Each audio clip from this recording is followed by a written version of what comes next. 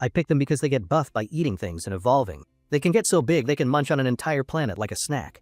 But for such a powerhouse species, their survival rate is hilariously bad. It's because newborn amorphs are basically made of glass. A fresh one can barely take out a roach, and only by surprise. I stared at my stats, which were pretty much all zeros. I had to rub my eyes, thinking it was a joke. I figured I had to be reading it wrong. My stats were just sad. It felt like it'd take ages to become a real big shot. Freaking out wouldn't help though. The second I closed the stat screen, my body started its first molt. After that, the molt left me feeling totally wiped out. I needed to get some grub in me, and fast. My best bet was sneaking into a deserted warehouse. If I went outside looking for a meal, someone would probably squish me like a bug without even noticing. So I fired up my hypersenses, a special amorph trick. I immediately sniffed out a container that was packed with food. I didn't count on it being locked with a password, which was a pain.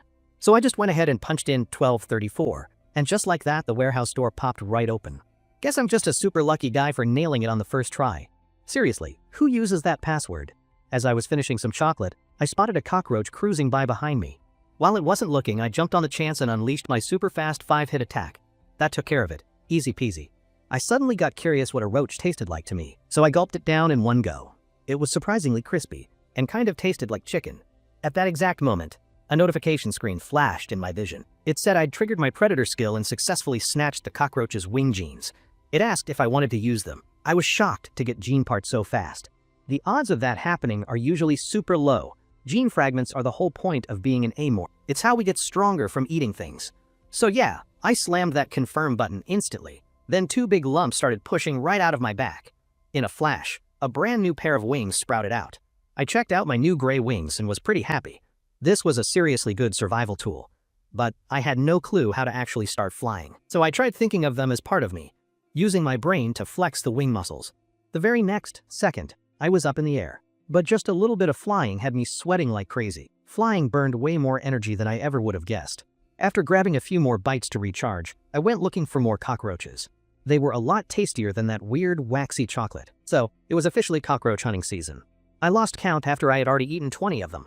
But this time around I didn't get any new roach genes. My outer shell only gets better with levels. I ate all those roaches to steal their awesome life force. While the coast was clear, I figured I should eat some. More. And fast. So the next time I went out, I was basically the ultimate cockroach nightmare. Now that I could fly, I could spot the roaches super easily. The ones left were so terrified they'd bolt the second they saw me. But trying to sneak past me, a top-tier amorph, is not so simple. I got a little sloppy and smacked right into something. Now my smooth head was sporting a big new horn. You can't think you're safe just because you're hiding. I shot my tail stinger straight at the hiding cockroach. Let's see you try and run away from that. As I was gulping down the cockroach, the info screen popped up. It said I'd snagged the cockroach's tenacious vitality gene and asked if I wanted to install it. So of course I hit yes without even thinking. My body then started growing like crazy, and I looked a lot tougher than before. Just then, I picked up the sound of humans talking outside the warehouse. As an amorph, humans and I are enemies. I had to power up before they found me, so I knew I couldn't just hang around this warehouse forever. So I squeezed through a vent shaft into a pipe that led to the next experimental room. Fewer people were over there, and if I got caught, I could just wreck the equipment to make a getaway. The moment I got into the vent, a huge exhaust fan inside roared to life. Crap, that really complicated things for me. The only thing I could do was try to gently take off the fan's outer cover.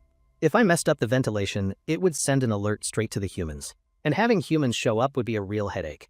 Time to see what my shape-shifting skills could do. The mix of metal dust in the air could make the fan blades lag just a little at certain spots. My brain crunched all the numbers and then gave me the signal. Go now! So I poured all my energy into my wings for a boost, and I shot towards that spinning fan with everything I had. With just a little metallic sound, I made it through the fan. That was a serious gamble. If a blade had hit me, I'd probably be short a few limbs for good. I really hope I don't have to pull a stunt like that again. As I kept crawling along, I could hear some humans talking inside the duct. Listening to them, I picked up some interesting details about experiments. At first, I thought this was just some regular ship, but it sounds like it's owned by a massive corporation. Megacorps are these rich human groups that basically run things instead of governments, with big companies in charge. Most of these corporate types are super materialistic. In the game, humans are usually neutral, but these megacorps are definitely on the evil side. They're known for abducting people for tests. Seemed like I needed to be extra careful from now on, so I started to secretly check out the laboratory below. Because whatever they were working on could shape how I evolve. If they were making super soldiers, I could get a tough body and fighting skills. If they were messing with space elves, I might get my hands on some cool psychic powers. Between the two, I was definitely hoping for psychic powers, but that was just me guessing. Right at that moment, I heard a really quiet call for help, which confused me. After I snooped around for a bit, I finally found where it came from. It turned out to be a little amoeba. This was super weird because amoebas are basically the most useless mutant creatures ever. Their only skill is holding oxygen. So I turned on my hypersenses to get a better look, and I saw that the poor thing was being zapped with electricity. I wondered if this was the experiment those two guys were talking about earlier. So I went ahead and hit the button to let it go. The little amoeba sent me a feeling of thanks for helping it. Just then, I heard footsteps, so I quickly ducked into a hiding spot. The door to the room slid open, and a woman walked in carrying a black cat. She looked seriously ticked off about the guy's test results. The poor guy, Adi Wei, started sweating bullets when she threatened to bust him down from senior researcher. She told him that if he could just find some potential in the test subject, number 26, then a promotion to chief researcher was his for the taking. So the woman, Kisaragi Eugene, told him to use a drug called salami on the creature. Apparently it's some kind of quote-quote awakening drug made by a group called the Star Union. The researcher looked like he really didn't want to do it. But to keep his job, he caved and decided to go along with it. Then he gave the amoeba a 0.07 milligrams shot of the salami drug. But Kisaragi clearly didn't think that was nearly enough. So she just cranked the machine's dosage all the way to the max. As the drug pumped in, the amoeba started letting out these awful pained cries. Seeing this, the team leader just smiled, like she was enjoying it. I was totally shocked watching all of this go down from my hiding spot. After the injection was over, the amoeba had turned a sickly gray color and felt incredibly weak. Kisaragi told the researcher to stay and take notes, and then she left. Out of nowhere, her eyes darted up towards the lab equipment. But she didn't see anything. Maybe she was just being paranoid. That little glance totally freaked me out. This woman was way more perceptive than I thought. The scene changed, and I was now in a room jam-packed with pipes. I spit out a glob of my void venom onto some of the pipe joints. The pipes started carrying my venom all over the entire ship. Now the whole ship feels like it's a part of my own body. I can feel everything everyone does, and I can even hear them when they whisper. 4 days into my new life, I finished my nest. Over the next few days, I went back and forth between my nest and the cargo area. I spent my time eating, hunting roaches and spiders, and picking up important information. I also managed to learn a few things about that researcher woman. Her name is Kisaragi Eugene, and she's the head of the research team. She looks weak, but that's deceiving. She's the big boss here, and also the biggest threat to me staying alive. A couple of days ago, there was an incident where a test subject managed to escape. She whipped up a tracking device in just 2 hours and caught the escapee herself. If that runaway had used the vents to escape, then I would have been in big trouble. Just then, she glanced over at the vent opening, because she got that feeling of being watched again. But she saw nothing. She had no idea that I was hiding in there, shaking like a leaf. For a human, her senses are way too sharp. I wondered if she might have psychic powers. You know, the classic stuff like reading minds or controlling people's thoughts. Some humans do manage to get powers like that every now and then. But whether she has powers or not, she's always got armed guards with her. How was I supposed to get to her? At that moment, I felt my own power level up once more. I got a new paralyzing venom, which for a little guy like me, is a pretty good tool for survival. Just 1 drop of this stuff can knock out a full-grown adult for 5 minutes. But I needed to get her alone to use it, and she had guards with her around the clock, which made things almost impossible. I decided to go out and just chill out for a bit. So I grabbed a couple of chocolates and made my way out. Then I snuck over to the laboratory where my friend was. After a few days of rest, the little amoeba was looking much better. I climbed up on the control panel, popped open a little hatch, and dropped some food crumbs inside. The food went down the pipes and was slowly eaten up by the little creature. The amoeba was really excited to get some food from me. Normally amoebas are totally boring, but this one was different. I wondered if the drugs had changed its species. Just then, I remembered that Kisaragi Eugene is always carrying around a black cat. She really loves that cat of hers, which is named Caesar. If her precious cat went missing, I wondered if she might slip up. I immediately followed the vents over to where the cat was kept. I gotta admit, this cat was living the good life. It had its very own room all to itself. The vent cover in the room didn't look like it had anything on it, but my special senses told me it was covered in a thick web of lasers. Even a tiny touch would set off the alarm. I was so frustrated that I smacked the floor of the vent. The black cat, Caesar, heard the noise I made, so it immediately jumped straight towards the vent, but lucky for me, there was still a metal grate in the way. Just a few seconds after the cat touched the grate, some guards came running over. But they didn't find anything out of the ordinary. When they saw it was just the cat, they both looked annoyed like this was a regular thing. That was a close call. If those 2 guards had found me, it would have been game over. My own tail almost gave my hiding spot away. As I calmed down, a new idea popped into my head. Judging by how those guards reacted, it seems they can't control the cat and just let it do whatever it wants. If that was true, then I knew exactly how to handle this. The next day, I made a little bit of noise at the vent opening and then quickly left. When the curious cat went over to check it out, it saw a cockroach waiting inside. The cat got super excited and immediately knocked the metal grate right off the vent. When the soldiers saw this happen, they didn't even try to stop it. They just planned to put the grate back after the cat came out. Now all I had to do was wait for the cat to walk right into my trap. I left a trail of cockroaches at certain spots inside the pipe system. If it followed the trail of bugs, I could corner it and keep it here for good. The moment Caesar crawled out of the vent opening, I ambushed it with a surprise attack. The venom worked fast, and the black cat, Caesar, was knocked out in seconds. Elsewhere on the ship, an angry Kisaragi Eugene stormed into the captain's office. The second the captain, Samuel Yu, saw her, he knew he was in for it. She demanded to know where her cat was, saying she hadn't seen him for 2 hours. She said her Caesar never misses a meal, so something had to be wrong. Facing her intense pressure, the captain kept his cool. He joked that unless the cat stole a rescue ship, it had to be somewhere on board the ship. He was getting grilled by a team leader over a cat, even though he was the captain. This made him furious, but he couldn't do anything since she was a noble from the capital. At that point, Kisaragi went ballistic, demanding that the captain execute the guards from before. That threat made the captain break out in a nervous sweat. She told him that as captain, he had the power to make instant judgments, and he should use it. Her crazy behavior even shocked the other researchers standing nearby. The guards themselves looked even more furious than before, so the captain finally agreed to have a trial, but only after they found the cat. Hearing this, Kisaragi calmed down a bit, but she told the captain he only had 2 hours. She threatened that if he couldn't find her cat in 2 hours, he would be fired as captain. After she stormed out, the captain cursed to himself, wondering where that stupid cat had gone. Meanwhile, I was just smiling. Of course, the cat was already in my stomach. Right after I finished eating the cat, I unlocked a brand new special skill. It was called Wild Instinct. This was a new type of ability for me. It could even merge with my super senses. It fused with my super senses and turned into something called Predator Instinct. This new instinct was supposed to warn me of danger based on what was happening around me. I tried to turn the new instinct on, but nothing happened. It was probably a passive skill that only kicks in when there's a real threat, so it wasn't on yet. I figured I would have to mess with it later. For now, I wanted to see what the team leader was up to. Soon enough, I made my way to the room where she was located. It was just like I thought. People like her are only nice to the things they really care about. And with that, the second part of my plan was a complete success. I had successfully ruined the relationship between her and her own guards. The guards already hated that cat, but the real issue was probably their anger about her high-class status. Kisaragi Eugene is from the very top of the megacorp, representing the snooty noble capital. Now that they were angry with her, the soldiers definitely weren't going to protect her as well as before, and I had that little furball to thank for all of it. At the same time, a furious Kisaragi stormed back into the laboratory. She started taking out all her anger on the poor test subjects. Right before she left, her eyes landed on test subject number 26. A really disturbing smile spread across her face. She started mashing the power button for the electric shock over and over. She only stopped and left with a satisfied look once the amoeba was barely alive. I really hadn't seen that coming. My poor little amoeba friend had to take all of that. But I told it not to worry.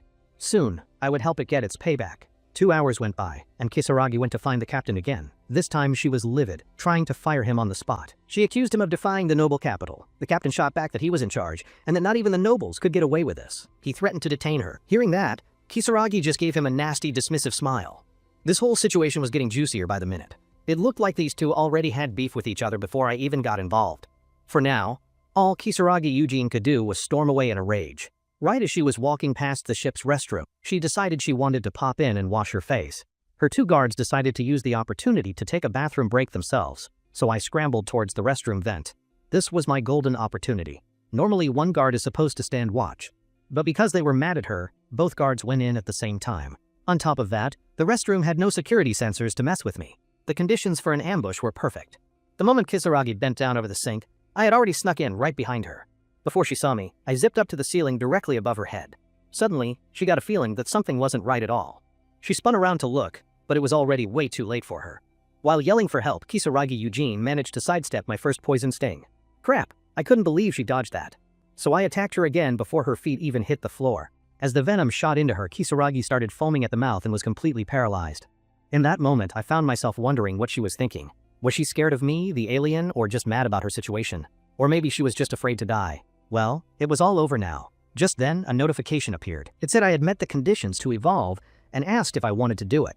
Was that even a serious question? Of course I was going to evolve. But right as I was about to hit confirm, a flash of a vision hit me, and I saw myself getting shot. It freaked me out so bad I started shaking. Was that my predator instinct warning me? Crap. I realized I had to get out of there right away. At that exact moment, I heard footsteps coming from outside the door, so I scrambled up the wall to hide out of sight. When one of the guards walked in and saw Kisaragi on the floor, I leaped down from the wall right onto his back. I jabbed my poison stinger right into his most vulnerable spot. After that, I flew back up to the vent and popped the iron grate back into place. I had to bail, because his partner was going to find this place any second. I quickly made my way back to the safety of my nest. Now I could finally evolve in peace without anyone getting in my way. So I went ahead and finally hit the confirm button. The first thing that happened was I started sweating tiny drops, which quickly grew into huge beads of sweat. In no time at all, a thick, red goo started to completely cover me. Man, this whole evolution process was seriously bizarre. I wondered if this is what it feels like to be in a womb. This weird liquid was reshaping me into a real, proper amorph. I really wanted to open my eyes and see what was happening, but I was totally paralyzed and just had to wait. The next day, after the gooey shell had fully formed and then cracked open, a new, dark purple amorph creature crawled out from inside of it. I had finally made it past my baby stage and taken my first real step. Meanwhile, Captain Samuel Yu was gathering all of his main officers for a meeting. It was because they had found Kisaragi Eugene's dead body in the restroom. If they couldn't figure out what happened, none of them were going to have a good time explaining it. At that point, the vice captain suddenly came up with a plan. He pointed out that they were near planet C08, which was known pirate territory. He suggested they could just blame the whole thing on space pirates, and their bosses would have to buy it. Space pirates are basically just thugs who fly around robbing people, and they're also huge enemies of the Megacorps. If they claimed they were attacked, they could easily cover up what really happened to Kisaragi. The scene changed, and I was busy getting used to my brand new body after evolving. I was a void larva now, so it was time for a new game plan. Before, I was just trying to stay hidden from humans to survive. Now that I wasn't so worried about surviving, it was time to think bigger. I pulled up my stats screen, and my new evolution stage was now showing. It turns out, Amorph evolution has 6 stages in total, which means 5 evolutions. It all starts with the baby hatchling stage, which I had just left. And now I was in the second stage, the larval period. After this stage would be the pupa period, and then after that would be the pre-adult stage. The last stage is the adult period. Once I hit that, I'll be a true, full-fledged Amorph. In the game, when a shapeshifter gets powerful, all the secrets about where they come from are finally revealed, so maybe it would be the same for me. My own identity would probably be revealed at that point, but that was a problem for another day. Right now, I wanted to see what new skills I had unlocked. As I figured, I had a bunch of physical upgrades, mostly from my tougher exoskeleton and new acidic blood. It's similar to other species, skills, but with its own little twist. When you meet certain conditions, this skill type unlocks other related powers that work well together. But the second new skill type 1 got was really weird. I didn't think I had ever eaten a creature that would give me this skill. Had I forgotten something? Then, it suddenly clicked. It came from that woman, Kisaragi. It had to be because of her secret superpowers. Now, I had to eat her body to finish unlocking the skill. So I popped open the vent cover and went back into the ducts. My body was bigger now, so the ventilation ducts felt a lot more cramped. Soon enough, I picked up her scent. Found you. At that moment, a guy with red hair was chilling out, listening to music on his headphones. Then, he suddenly smelled something really strange in the air, so he got up to go check it out. When he got to the room, he was totally shocked by what he saw. There was a big hole that looked like it had been melted right through the floor. Right as he was trying to figure it out, he had no clue that danger was sneaking up on him. The very second that he turned around, I leaped out and landed right in front of him. Time to hunt. In less than a second, it was all over for that guy. After that, I headed straight for the cold storage room. I walked over and pulled back the white sheet covering the body. It was Kisaragi Eugene, lying there on the table. Because she was a noble, her body had been kept perfectly preserved after she died. They also had strict orders that nobody was allowed to touch her body. But I realized I could kill so easily now without feeling bad at all. I wondered if becoming an amorph had just made me evil. Or maybe this cold, cruel part of me was the real me all along. Whatever. Thinking about it now wasn't going to change anything. So I ate the entire woman's body in a single, massive bite. As I did, I felt something hard and weird in my mouth. I had no idea what this little device was. Maybe she had a bad heart or something. So without a second thought, I just crushed the device. Then a notification popped up. It said I had gotten a mental organ gene fragment and asked if I wanted to use it. I knew it. Just as I thought, she really did have psychic powers. Even though it's an important part, it didn't seem very useful to me right now. I couldn't stress about that now. First, I needed to max out this progress bar. The moment I hit confirm, a bunch of weird, tentacle-like hairs sprouted from the back of my neck. It seemed like another one of my traits had fused and actually become useful, just like my predator instinct. Then I turned my attention to the body of the dead guard. This was my time to grow, so I couldn't let anything go to waste. A few minutes later, I could sense the guards moving around outside the room. It sounded like they were in the middle of a shift change. That meant the doctor who had been on duty was also about to leave. When the next person came in, they would definitely see that something was wrong in here. And when they figured out a monster was responsible, they would hunt me down for sure. I wasn't strong enough yet to take on the whole crew. I needed a distraction to buy me some time to get stronger. Just then, I saw the black smoke coming from the melted floor, right next to some chemicals used to preserve bodies. Suddenly, a fun idea popped into my head. This could be a great way to solve my problem and mess with the crew. The scene changed to a completely different place. An old man was happily working on his farm. Then, two men dressed in black suits approached him. They were there to give him the news of his daughter's death. When the man heard his third daughter was dead, he just laughed and said that was impossible. Seeing his boss's reaction, the butler standing nearby started sweating nervously. But the man in black insisted it was true. He said her last known signal was near C08, which was pirate territory. Before the man in black could even finish his sentence, he was hit with a powerful, angry punch. After the man was on the ground, the old man picked up a farming axe and swung it down at him. After that was over, a few more men in black came and dragged the old man away. This man was the powerful leader of the Yujin family, a major family from the East Asian sector of Earth. He was so mad because the money they had spent to raise his daughter Kisaragi could have bought a whole warship. He yelled that he wanted every single person on that ship to be buried alongside his daughter. Back on the ship, the cold storage room was discovered to be on fire. The bodies inside were burned so badly you couldn't tell who was who. Nobody had any idea what was going on. Someone wondered how a fire could even start in a room full of dead bodies. Suddenly, the medical team leader realized something important. He immediately called the captain to get an emergency meeting together. Because this whole situation was way more complicated than it looked. When Captain Yu found out Kisaragi Eugene's body was missing, he immediately started to panic. The medical leader said he checked again and again, and only 2 bodies were gone. He added that while the chemicals could cause a fire, it was extremely rare. The vice captain guessed that it was probably arson and someone had set the fire on purpose. But another officer suggested that it might have been an amorph. But the supply team leader reacted really badly to that, and he immediately shot down the idea. The captain knew that if he didn't come up with a good story, they would all have to face the anger of the nobles. All the while, I was in the vent above them, watching the whole thing unfold. It seemed my little plan had worked perfectly. It was a great way to cover my tracks and confuse everyone. Who would ever suspect that a fire would start from mixing chemicals in a morgue? And I had even added my own corrosive acid to the mix. Thanks to my plan, things were going smoothly. But I was surprised they even brought up the topic of an amorph. More importantly, they were talking about contacting those space pirates. The captain had to be nuts. It was the risk management team leader who was pushing the idea. I made a mental note to deal with him later. He might be working with the pirates. Pirates are different species, which means more genes for me. But the number of genes I could get from this ship would go down if it was attacked. I needed to know how tough the pirates were to make a good call. Just then, my attention was drawn to the supply team leader, the guy who had so strongly denied I could exist. He shouldn't have any reason to care, so why did he have such a strong reaction? At that moment, the man was nervously looking all around him. Then he snuck into one of the ship's warehouses. I thought his behavior was really suspicious and strange. What kind of secret was he hiding that would make him act like that? I tried using my hypersenses, but I couldn't see what was inside the container he went to. That just made me even more sure that he was hiding something big. I was originally going to go after the medical guy, but I changed my mind. This supply leader was my next target. Later, the supply team leader went to the ship's bar to drink his problems away. He was drinking because he had been dumb enough to believe a black market dealer. And he had smuggled an egg from an alien creature onto the ship, but the very next day after he got it on board, the alien egg hatched. He hadn't told a soul about it, because if the captain found out, he was a dead man. Now, he was convinced that Kisaragi Eugene had been eaten by the alien that hatched, and he was freaking out. After he was done drinking, he stumbled his way back to his room. He couldn't shake the feeling that something was watching him, but every time he looked back, nothing was there. He wondered if he was just seeing things. And then he heard a quiet rustling sound nearby. He looked over and saw just the back half of a monster's body. The sight of it made him instantly sober up from all the alcohol. He immediately turned and started running for his life. He got to his door and punched in the password faster than any human should be able to. Once he got inside, he immediately tripped over an old wine bottle on the floor. Right as he was about to try and call for help, he heard that same rustling sound from outside, followed by the sound of his password being entered. As his door slid open, a dark purple amorph was standing right in front of him. At that point, he was shaking so bad with fear that he couldn't even scream. I stepped a little closer to him and took a good sniff. I told him that he smelled absolutely delicious. After I finished things with the supply team leader, I started searching through his room. Judging by the state of his room, this guy was a total slob.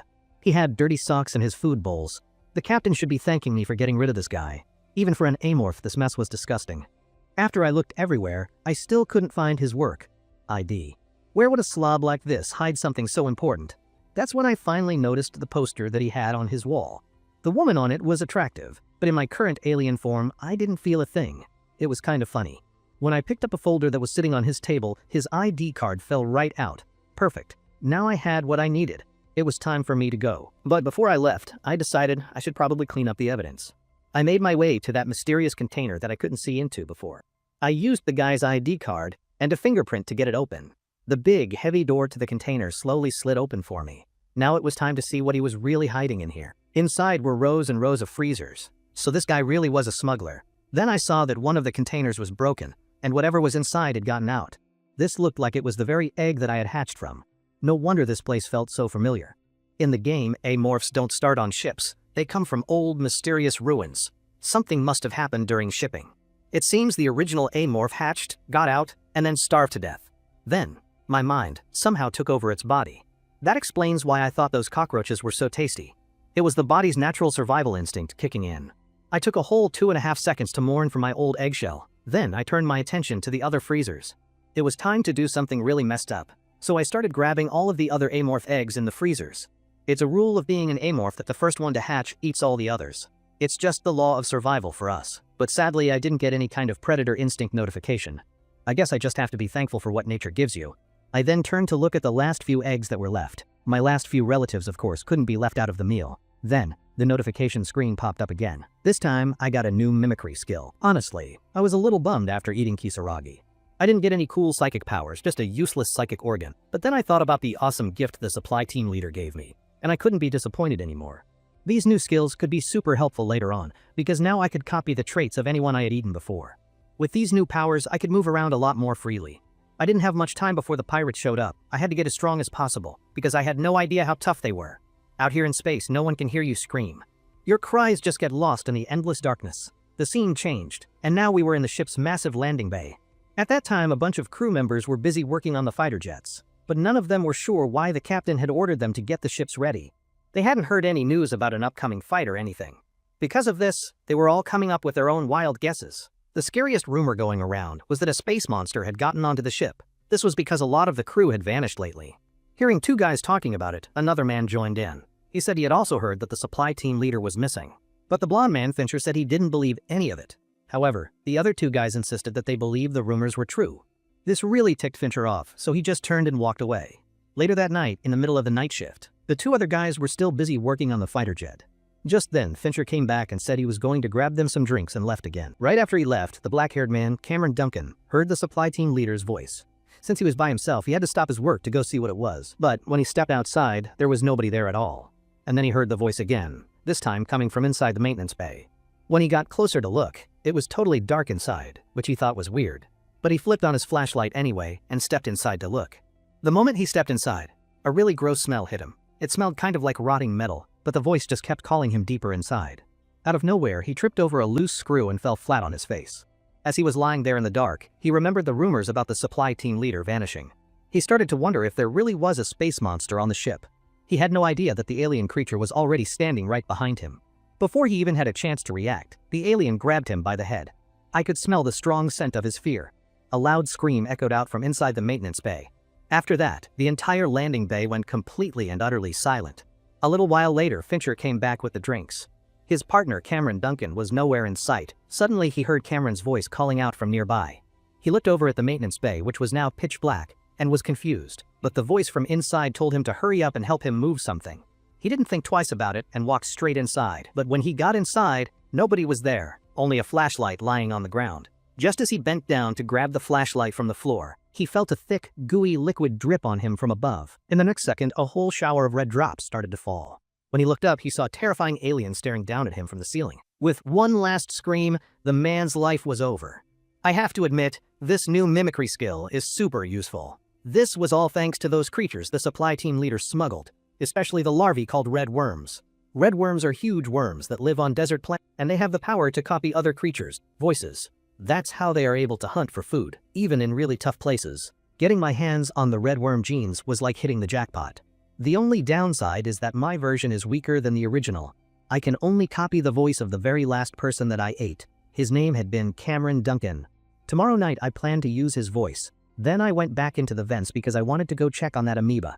Calling it amoeba felt wrong. I decided to just call it number 26 from now on. Soon, I was in the vent right above the laboratory where it was kept, and I could now understand what it was saying. I had no idea the psychic organ would let me talk to other creatures with my mind, so I sent a thought back in response to what it said. Number 26 told me that it was really hungry and that it needed some food. It was using a lot more words now than it did before. I had to apologize and tell it that I couldn't bring it any food right now, because there were way too many guards watching over the laboratory. If I try to go down there, they'll probably spot me. Now even the vents up here are risky. This is the only way I can talk to you." After I explained, number 26 seemed to get it. It told me to be safe, and then I turned around to leave. For now, all I can do is hope the little guy can hang in there. If I can just make it to my pupa evolution, then maybe I can rescue it. But the catch is that the requirements for that evolution are super tough. I have to eat 10 members from 2 different intelligent species. This ship is only full of humans, so evolving is a no-go. The pirates might work, but I don't know anything about them. Just then, I picked up the sound of the vice captain's voice. It sounded like he was on a call with someone mysterious. Suddenly, he seemed to feel like he was being watched. But when he looked, he couldn't see anything at all. This made him super suspicious. After I listened in on his call, I was pretty shocked. I never would have guessed he was such a sneaky guy. He was trying to get rid of the captain by pushing him to work with the pirates. But it sounds like he has his own secret plan. I needed to see if this would help me or hurt me. The scene changed to another part of the ship. The captain was furious when he heard that even more people had been killed. At this point, a total of 8 people on the ship were dead.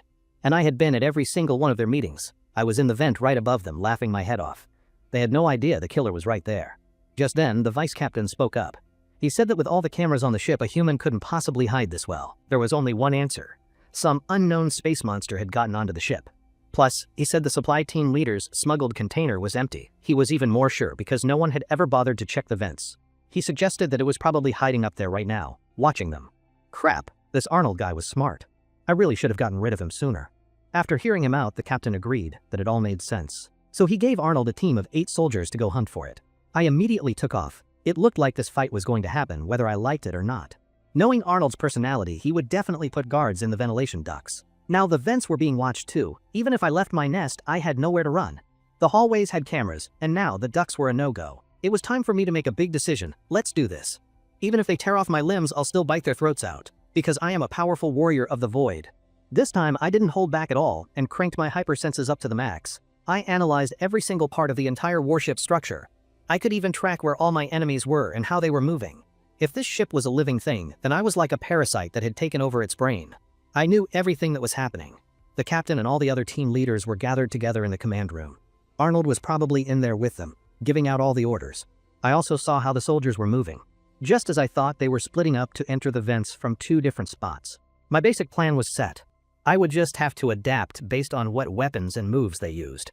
Now let's see who the real prey is here, my little lambs. The search team was now split into 2 different groups, with one of them having 3 members.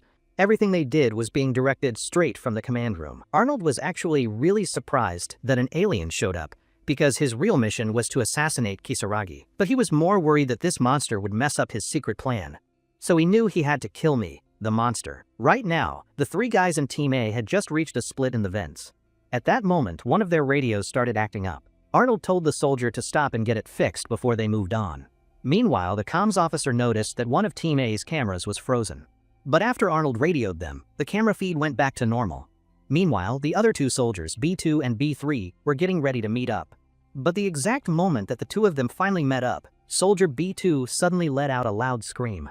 Arnold knew right away that the monster had just shown up. In just a single second, Soldier B2's signal went completely dead. It all happened so fast that the command room couldn't get any useful info. It was only then that Arnold realized they had all seriously underestimated this thing. It had taken out a soldier in reinforced armor in a single attack. This monster was a lot faster and sneakier than he had imagined. So Arnold immediately gave the order to shoot at any sound they heard, no questions asked.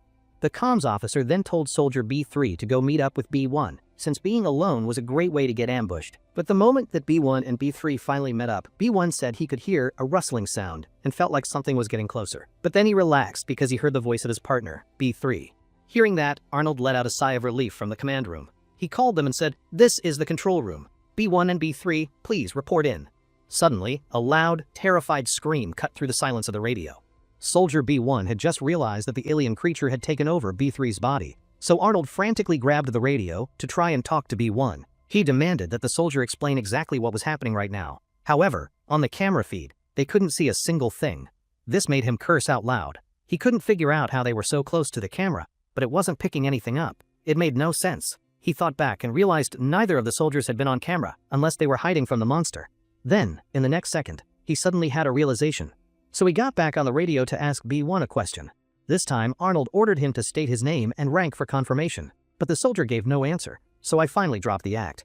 I immediately reached out and smashed the camera to pieces. When they saw my monstrous hand smash the camera, they were all completely stunned. They never thought I could take out B1 right under their noses like that. I had taken out Team B by using what I learned from number 26 to mess with their radio signals. The waves I sent out messed up B3's radio, so he had to leave the group to go fix it. That's when I used my new neurotoxin to knock him out, and then I ate them all up. Now, the only thing left to deal with was Team A. Let me see where they are. They were on high alert now, just as I expected. Team B knew nothing about me, so they were easy to surprise. The Team A heard me copying voices, so they were going to be a lot more careful. Maybe this time I could use their own intelligence against them. There was a fork in the vents up ahead where Team A was headed. I decided that was the perfect place to set an ambush. Sometimes, knowing too much can actually be a bad thing. A few minutes later, the members of Team A finally reached the fork. The command room reminded them to shoot instantly if they heard anyone else's voice. And right on cue, a voice called out from down one of the corridors. Hearing the voice, the 3 soldiers immediately opened fire without a second thought. Then, the soldiers finally caught a glimpse of the monster's shape. So 2 of them went to check it out, while 1 stayed behind to keep watch. They had no idea that I had already used the vents to sneak up right behind all 3 of them. All 3 of them suddenly felt a cold chill run down their spines. But when they spun around to look, there was nothing there. But I had already moved in front of one of the soldiers and grabbed him as a hostage. The soldier I grabbed immediately started yelling at the other 2 to shoot. After he yelled at them a few more times, the other 2 finally opened fire. I had no choice but to turn and run away from the gunfire. Their laser guns weren't very strong, but they still managed to scratch up my skin. I used a corner in the vents to get away from the 2 of them. Seeing his partner about to die with no way to help, the lead soldier was furious. He yelled, "Damn monster, when I find you, I'm gonna rip your limbs off." Meanwhile, the 2 soldiers noticed some of my blood on the ground. They had never seen blood that was so powerful and corrosive before. As the 2 of them kept moving, they came to a pipe on a lower level. The lead soldier then requested permission to use an enhancement drug. After he injected the drug, the soldier's strength multiplied several times over. He swore an oath that he would kill the monster with his own 2 hands. Soon, the 2 of them found a huge hole leading out of the vents. They figured I must have escaped into the hallway. So they called the command room and reported what they had found. They had no idea that this was all just a trick to distract them. While the 2 of them were distracted, I launched a direct attack. I ran through their gunfire and took one of them down. The other soldier saw this and started firing at me with everything he had. But I just used his partner's body as a convenient human shield. At the same time, I swung my sharp tail stinger at him. But he actually managed to punch it and knock it away. Seeing his fist coming at me, I immediately dodged to the side. Luckily, I was fast enough to get out of the way without getting hurt. I decided that the best plan right now was to just run away. The soldier was furious watching me, the monster, escape right in front of him. And I followed the pipe system until I found a safe place to hide. These guys were a lot tougher than I thought. I might need to change up my strategy. I couldn't rely on little tricks to beat them anymore. I needed to come up with a new plan. Soon, I had a new idea. How could I have forgotten about him? The 3rd soldier from Team A was still lying in the pipe, barely hanging on. After watching him for a second, I charged straight at him. A strong, acidic gas came from my mouth, and the soldier was terrified when he saw me. I didn't waste any time and immediately finished him off. I needed to use his body here to set a trap for my next victim. A voice came over the radio. "Control room here. A3 has been attacked by the monster. I repeat, A3 has been attacked."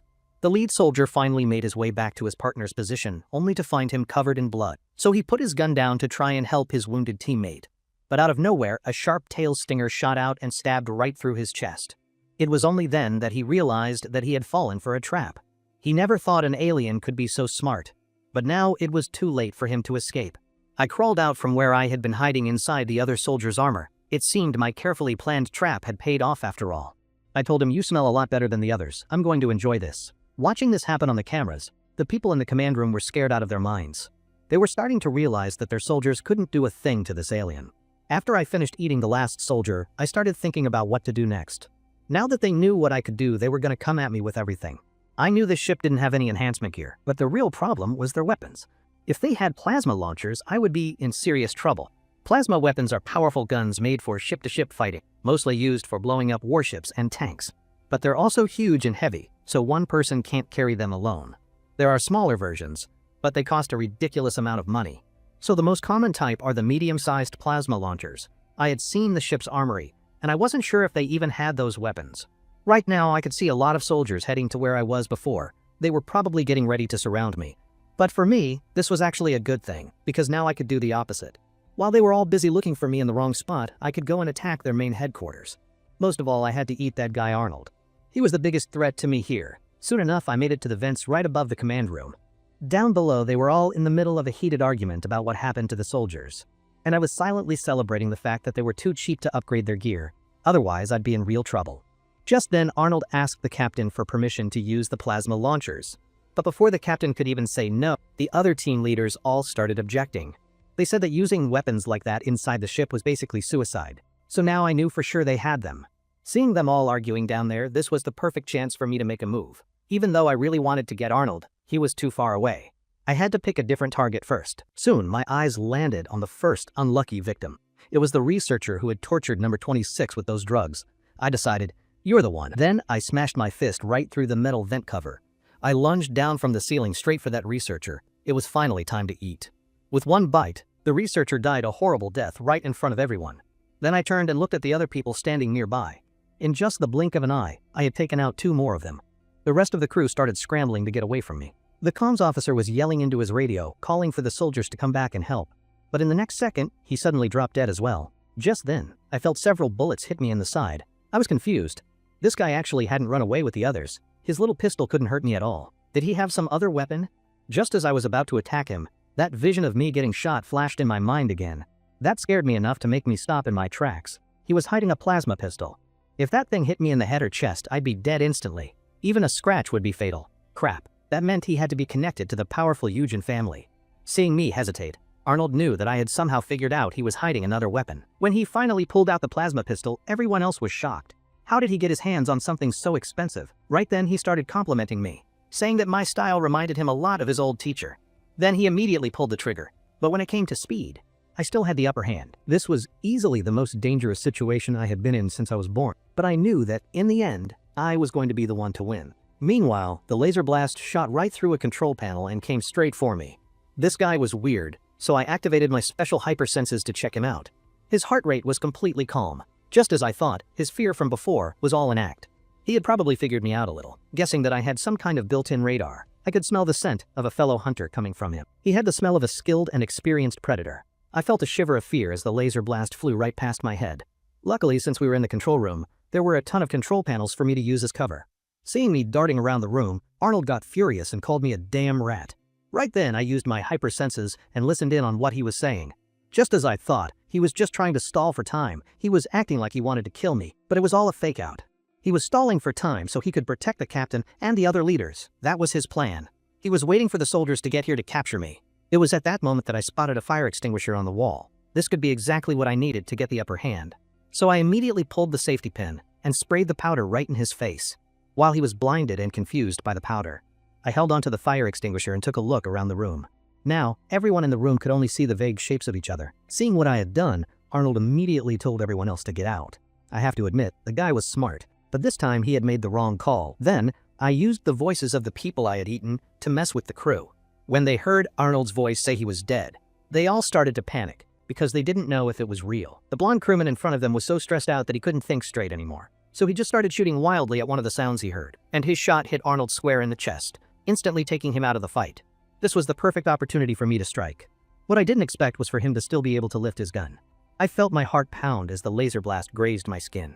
Seeing how tough he was, I immediately backed away to get some distance. Then, a pair of large wings burst out from my back. No one saw my comeback coming. In that one moment, Arnold seemed to lose all his fight. The blonde crewman saw the shape in front of him and thought it was Arnold. But when he got a clear look, he realized it was actually the alien. He was so scared he couldn't move. But strangely, the alien didn't kill him. I didn't hesitate for a second and ran straight up into the ventilation pipe, because my instincts were screaming at me to not stay here for even one more second. After about 2.5 hours of rest, all of my injuries had completely healed. The captain who was left was no longer a threat to me. It was also time for me to make my nest bigger. But I was having a hard time deciding where to build it. The first option was the cafeteria. After all, food is pretty important for survival. The next choice was the armory, which is where they kept that plasma launcher. That thing was a weapon that could actually kill me, so I had to take care of it right away. Then there was the laboratory, because it was full of all kinds of genetic samples and specimens. If I could get my hands on those gene fragments, I could finally evolve. So I needed to get ready for the pirates or any other enemies. I made my decision. I would build my nests in both the cafeteria and the lab. And as for that plasma launcher, I would just go and steal it. The reason I was so worried about the plasma weapon was because something Arnold said was still bugging me. I didn't know who this teacher of his was, but they might be with the pirates, or even one of them. There's nothing scarier than an enemy you don't even know. I needed to get as much information on them as I possibly could. Just then, I heard the voice of my little friend, number 26. It sounded like it was in a really good mood today. Maybe it was because no one came to torture it with experiments. Thinking about it, they probably couldn't do any experiments right now. Everyone was probably hiding in their rooms, scared to death. So did that mean I could be a little bit bolder about going out? So I decided to just walk right out in front of one of the security alarms. Meanwhile, when the soldiers finally got back to the command room, almost everyone inside had been wiped out. Only one single researcher, who was hooked up to a bunch of tubes, had survived. It was because he had some kind of immunity to toxins, so he got lucky and survived the attack. Then, the researcher suggested to the captain that they should just surrender to the space pirates. But the captain hated that idea. He didn't even answer and just stormed out of the room. The captain knew that with so many of his officers dead, he had no chance of fighting off the pirates. His only real choice now was to get out of here as fast as possible. Just then, a couple of soldiers found Arnold's special plasma pistol. The captain took it and saw that it still had 60% of its energy left. He figured that would last him a long time, but he didn't see that the gun's energy pack was already damaged. I waited in the pipe for a whole half an hour and still, nobody showed up. It looked like I didn't need to be so careful anymore, so I just went ahead and smashed open the vent cover. It had been a little while since I had last seen number 26. It looked pretty healthy, but if I left it here, it would eventually starve. Should I take it with me? The good thing about amoebas is that they aren't picky eaters, and they're immune to poison, so I could either keep it in my nest or just take it with me. So I asked it if it wanted to come with me. Hearing that, number 26 got super excited. It had wanted to leave this horrible place for a long time. Then I told it to back up a little bit. I got a running start and smashed the glass tank with my forehead. And just like that, the little amoeba was finally free. After it got out, number 26 thanked me over and over. After that was done, I put it aside for a moment because I had more important things to do. Then, a whole bunch of green goo started spraying out of my mouth. The goo instantly covered the entire lab. Seeing all the thick green goo, I was really happy. My first nest was finally done. Then I grabbed one of the parasite samples that was nearby. After all that work building the nest, I needed to get some energy back. And my little friend, number 26, was happily eating some food too. Just then I heard footsteps outside the door. Why were they only showing up now? From the sounds of the footsteps, it sounded like one soldier and maybe one researcher. To me, they were both just a fresh meal delivered right to my door. When the two of them opened the lab door, they were totally shocked by what they saw. The thick green goo was spread all over the room like a bunch of blood vessels. The soldier knew right away that this was the aliens doing, so he immediately started shooting behind him. But that was totally useless against me. I finished him off with just a single, quick strike. Seeing the soldier die like that, the researcher nearby was so scared his knees started to buckle. Then, I reached out and grabbed him by the head.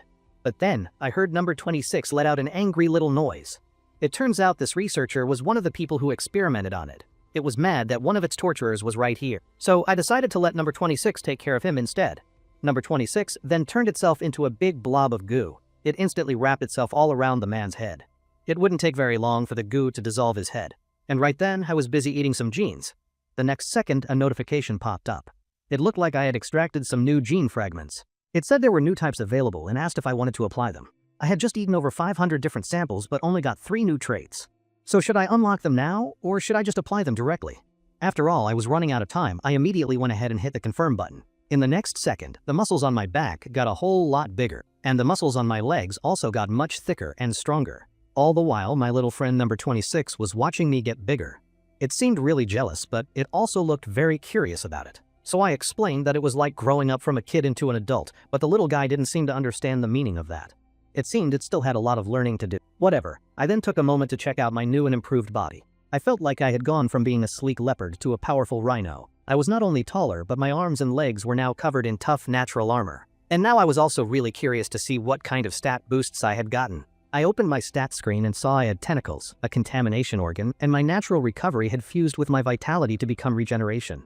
Everything was looking pretty good. The only thing that was a letdown was the psychic skill. Even though I can eat unlimited types of genes, the XP I need to unlock new types will double each time.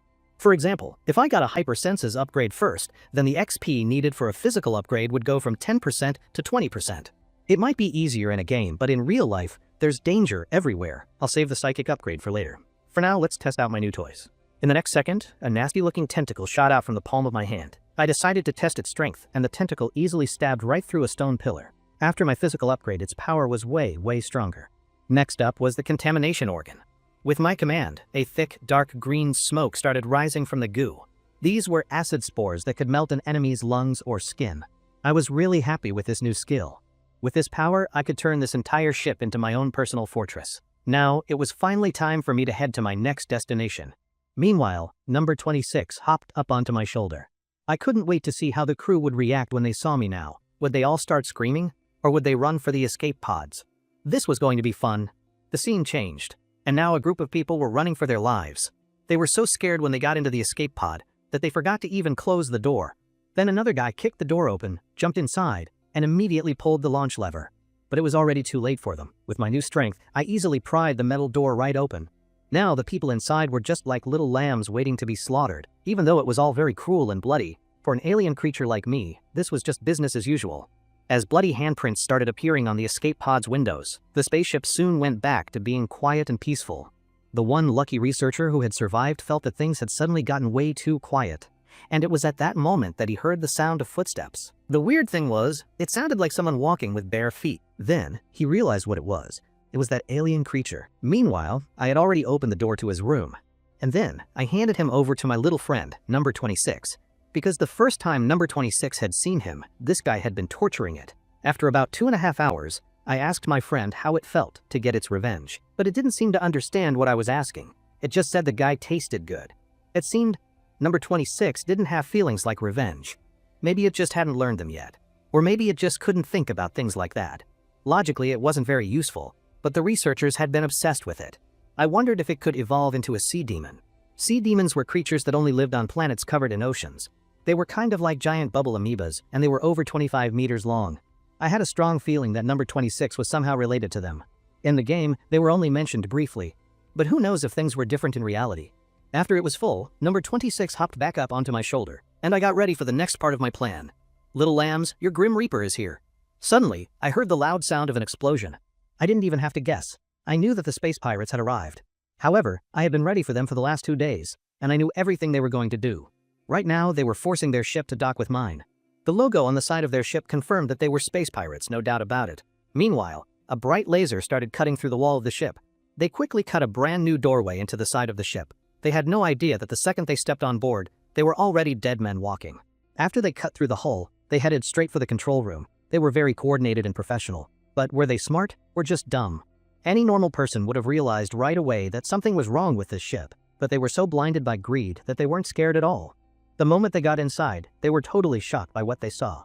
The inside of the ship was covered in thick, green, plant-like stems. So a few of the pirates immediately called their leader to report in. They told him that the inside of the ship looked like it was full of weird plants. Hearing this, the pirate leader got furious. He yelled, "Are you messing with me?" The scene then flashed back 2.5 hours. The space pirates had just finished robbing another warship. Their motto was to leave no man alive, and to take all the women and all the treasure for themselves. At that moment, the man who had been working with them was furious because he said the pirates weren't keeping their promises. Hearing that, the pirate leader just called the man a total idiot. He said that pirates were the most untrustworthy people alive, and that betraying people was just how they operated. After they took care of that guy, the pirate leader ordered his men to bring her over. Soon after, a very shy and nervous-looking girl was brought before them.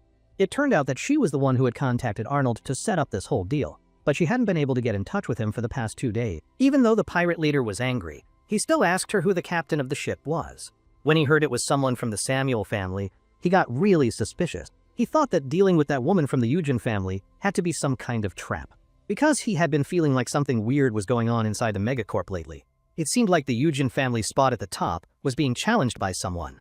Even though their main business was building spaceships, they were also secretly doing a lot of genetic modification experiments. Right then, the pirate leader was wondering if he should give Kisaragi's body to the Eugen family. He figured they would be more than happy to pay a lot for it. He could smell the money already. So the pirate leader immediately ordered his crew to go and rob that spaceship, since it was in their territory. As the young woman turned around, her whole expression changed. As soon as the pirate leader heard his crew's report about the plants, he decided to go check it out himself, because he didn't believe for a second that there were plants growing inside a spaceship. Looking at the big, furry lion head of the leader, I decided to just call him Lion Dog. Right then, I was watching every single move that they made. The insect guy could apparently shoot out pheromones from his body. I was surprised to see they also had a cyborg. His heart was completely mechanical. Overall, this pirate crew had some pretty good genes. It looked like my evolution requirements were all taken care of. Just then, I noticed someone really strange in the group. She looked so completely normal and plain. It was like her head was a computer that was perfectly playing the part of a shy girl. When something is this weird, it means something fishy is going on. I needed to keep a close eye on her. Then I told number 26 to stay behind. since it wouldn't be much help anyway. I pointed at the plasma launcher nearby and told it to just keep an eye on it for me. After giving it its job, I turned around and left to start my own hunt. This was my only chance. When my enemies are greedy, their guard is down. They would probably split up to protect both ships, which means my hunt could finally begin. When I went through the new opening, I saw that the pirates had already destroyed all the sensors. They never would have guessed that they were about to become the ones getting robbed. Soon, I had made my way to the area right above the ship's nuclear reactor. From here, I wasn't too far away from their main control room. There were 2 large security robots guarding the area. If I attacked them, they would alert the whole ship. How was I going to get past them without anyone knowing? But before I dealt with that, I decided to go grab a little snack. I knew where every single person on the ship was located, so I easily found the spot where they were the most vulnerable. A spot where there was only one human and one of the insect pirates. This is where I would strike, so I launched a surprise attack on them from the side. When the human pirate sensed the danger, his mind went completely blank. The insect pirate was totally confused by the surprise attack. When he finally snapped out of it, he tried to call for help, but in the next second, I had him pinned down with my new saw blade tentacle. Before he could even react, his hand was already lying on the ground. I heard that these insect guys had really tough skin, so I wanted to test out my Iron Head skill to see which of us was tougher. But surprisingly, in my powerful hands, he was as crunchy as a piece of fried chicken. In just a second, I had completely taken him apart. Just as I thought, eating these generic pirate types wasn't enough to let me evolve. Then I grabbed the radio that had fallen on the floor and talked to the other pirates, pretending to be the insect guy. After they heard back from him, the other pirates finally relaxed. After I was done with all that, I pried open another nearby door. Then I made my way to the very center of the room, because from here, I could get to the ship's core without setting off any alarms. Soon, the core was right in front of me. If I destroyed it right away, they would definitely find me very quickly. But I could make my acid a little weaker, so that it would melt the core slowly over time. Meanwhile, when Lion Dog and his crew finally got to the control room, they were totally shocked by what they saw on the security cameras. They saw that the few survivors left on the ship looked like they had all gone crazy, and there were those weird plants everywhere, but they couldn't see any people. The pirate leader felt like he had just boarded a ghost ship. So he told his crew to keep looking through the recordings for any clues. Soon enough, they found the footage of me, the terrifying alien monster. Lion Dog knew right away that this was a very, very dangerous creature. It was clear from the video that it was extremely smart. But this also gave him the perfect excuse to contact the Yujin family. Then, he called the shy-looking girl over to him, but the girl was already staring at the screen, totally stunned by what she was seeing. After a few seconds, she finally snapped out of it. Lion Dog also wanted to know what her original plan with Arnold was. She told him that they were supposed to meet up the day before yesterday. Lion Dog thought about it. Even though he didn't know what I was, but since his crew got here without any problems, it meant that I probably didn't know they were coming, so he immediately gave the order to hunt me, the alien, down. Just then, the Mohawk guy's subordinate ran in with some bad news. He said that there seemed to be a problem with the ship's engines. Hearing this, Lion Dog got furious. He yelled, "Damn rat, I am going to tear you to pieces." Then, Lion Dog called the young woman over to him again. He asked her if she knew how to fly the warship. Before she could even answer, Lion Dog had his crew drag her to the ship's cockpit. They had no idea that I could hear every single word they were saying. At that moment, I let out a loud, evil laugh. The pirate leader looked really, really angry. What they didn't know was that there were still survivors left on this ship. But I knew exactly where they were. But I wasn't leaving them alive out of kindness. It was because the Megacorp hates pirates, so I knew there would be a fight between them. I knew the pirates and the survivors would have a huge fight, and I needed to use that to my advantage. Right now, there were 3 pirates and that one woman who was pretending to be normal. Even though this was my chance to attack, I had a really bad feeling. My instincts were telling me that this woman was dangerous. Could she be that teacher that Arnold was talking about? The monster with all the different powers. I wanted to know why Arnold said we were so similar. She looked like she had been genetically modified. But since she was a noble from a megacorp, she had probably already been genetically modified. If she had been modified as much as a player, then even in my evolved form it would be tough to beat her. Seeing such a strong opponent, I felt both scared and really excited at the same time. After Lion Dog found out that I existed, he was determined to get rid of me. It was because I was destroying the very spaceship that he was trying to rob. At that moment, all of his crew were so scared of him that they didn't dare to speak. Meanwhile, the Mohawk guy called out to his leader, Lion Dog. It was because his scanner had just detected that there were humans nearby, and they were all hiding inside of a sealed room. So Lion Dog immediately ordered his crew to blow the door open. Then, their demolition expert drew a line on the door to cut it open. After he was done, the Mohawk guy kicked the door open with one powerful kick. He had no idea that a 1,000-degree laser blast was waiting for him on the other side. Seeing this, the other pirates all quickly jumped for cover. But Lion Dog just activated his special hunting rhythm and charged straight in. In just a few quick moves, he had taken out every single person inside the room. The only one left was the doctor, who was hiding in the corner. Just as Lion Dog was about to kill him, the doctor quickly started spilling information. and Lion Dog also wanted to know where their captain had gone to hide. The doctor then told him that the captain had already gotten away in an escape pod. This left Lion Dog speechless. The only person who knew where Kisaragi's body was had just escaped. But then he turned his attention back to the doctor. He said, "You're a doctor, right? That means you know where that woman's body is." The doctor knew exactly which woman the pirate was asking about. So he told him the truth about how her body had been eaten by the alien creature. At that point, Lion Dog was furious. How was this monster's shadow in every part of this story? Then he immediately gave an order for his crew to split into groups of 6 to go and hunt for me. Then he looked back at the doctor because his own crew happened to need a new doctor. Hearing this, the doctor really didn't want to join them, but he knew what would happen if he said no, and I knew exactly what they were all doing. But sadly, this whole show was over a lot faster than I had thought it would be. But with a powerful mutant like Lion Dog around, maybe I should have expected it. It looked like he had trained his crew really well. They fought just like a real army. And now, it was finally my turn to make my appearance. But just then, my little friend number 26 came bouncing over to me. It was acting like a little kid who really wanted to help out its dad. But I thought about it for a second. It probably should go out and get a little bit of real-world experience. I put the little guy on my shoulder. I figured I'd handle the tough pirates, and my buddy could use the rest for practice. Just then, a whole squad of pirates showed up outside the door. They were all wondering what kind of monster could make goo this thick. Their demolition guy took one look and said they'd need a laser cutter to get through. Hearing that, one of the pirates got impatient and just sliced off a chunk of the door himself. A big glob of my goo splattered right onto another blonde pirate's face. The blonde guy was super mad about it. He had no idea his day was about to get much worse. Just then, the first pirate noticed his knife was melting really fast. In a second, it was gone, like ice cream on a hot day. The blonde pirate with the goo on his face started feeling a burning sensation, but before he could even scream, his entire body just melted into a puddle. Meanwhile, the other pirate heard footsteps coming from inside the room, but it was way too late for him. I shot out and stabbed him right through the chest. The other pirates who saw this happen immediately started shooting at me, and honestly their bullets just felt like a little tickle. I swung my new sawblade tentacles and took out 2 of them at once. I decided to leave the last insect pirate for my little buddy number 26. I watched as number 26 jumped on him and wrapped itself around his head. Seeing that the little guy was safe, I was able to relax a bit. Just then, I heard someone calling out on a radio nearby, like I had missed one of the pirates. Before he could even react, I ate his head in one bite. And his radio was still squawking with people asking what was going on. They had no idea what happened, so I just used my mimicry skill to copy the dead pirate's voice. After I replied, the guy on the other end cursed me out, saying this was no time for jokes. I looked at the radio and decided to hang on to it. I could use it to mess with the pirates later. Just then, I realized the cyborg pirate I killed still had a heartbeat. Maybe it's because he was a special android from the Star Union. The Star Union is a group that's obsessed with replacing weak flesh with strong machines, and they try to force it on everyone. They don't care if you want it or not. If they catch you, they'll turn you into a cyborg against your will. The Megacorps and the Star Union are way bigger monsters than I'll ever be. Then, I took a bite of the cyborg. He was half machine and had a really strong coppery taste. Then, the info screen popped up. I had just completed half of the requirements for my next evolution. This was a great surprise. There were 12 of these cyborg pirates on the ship. If I could just eat them all, I could evolve to the next stage right away. Now I just had to go find the next group of them. For most people, space pirates are a total disaster. But for me, they were like a gift from heaven. When I found the next squad, the big stone man at the front started firing his laser guns at me. In a flash, I was standing right in front of him. I said, "So you're the stone man, huh? Let's see how tough your head really is." In no time at all, I had taken everyone down. I even melted 3 more of the cyborgs. I looked at all the limbs on the ground and thought it was a real shame.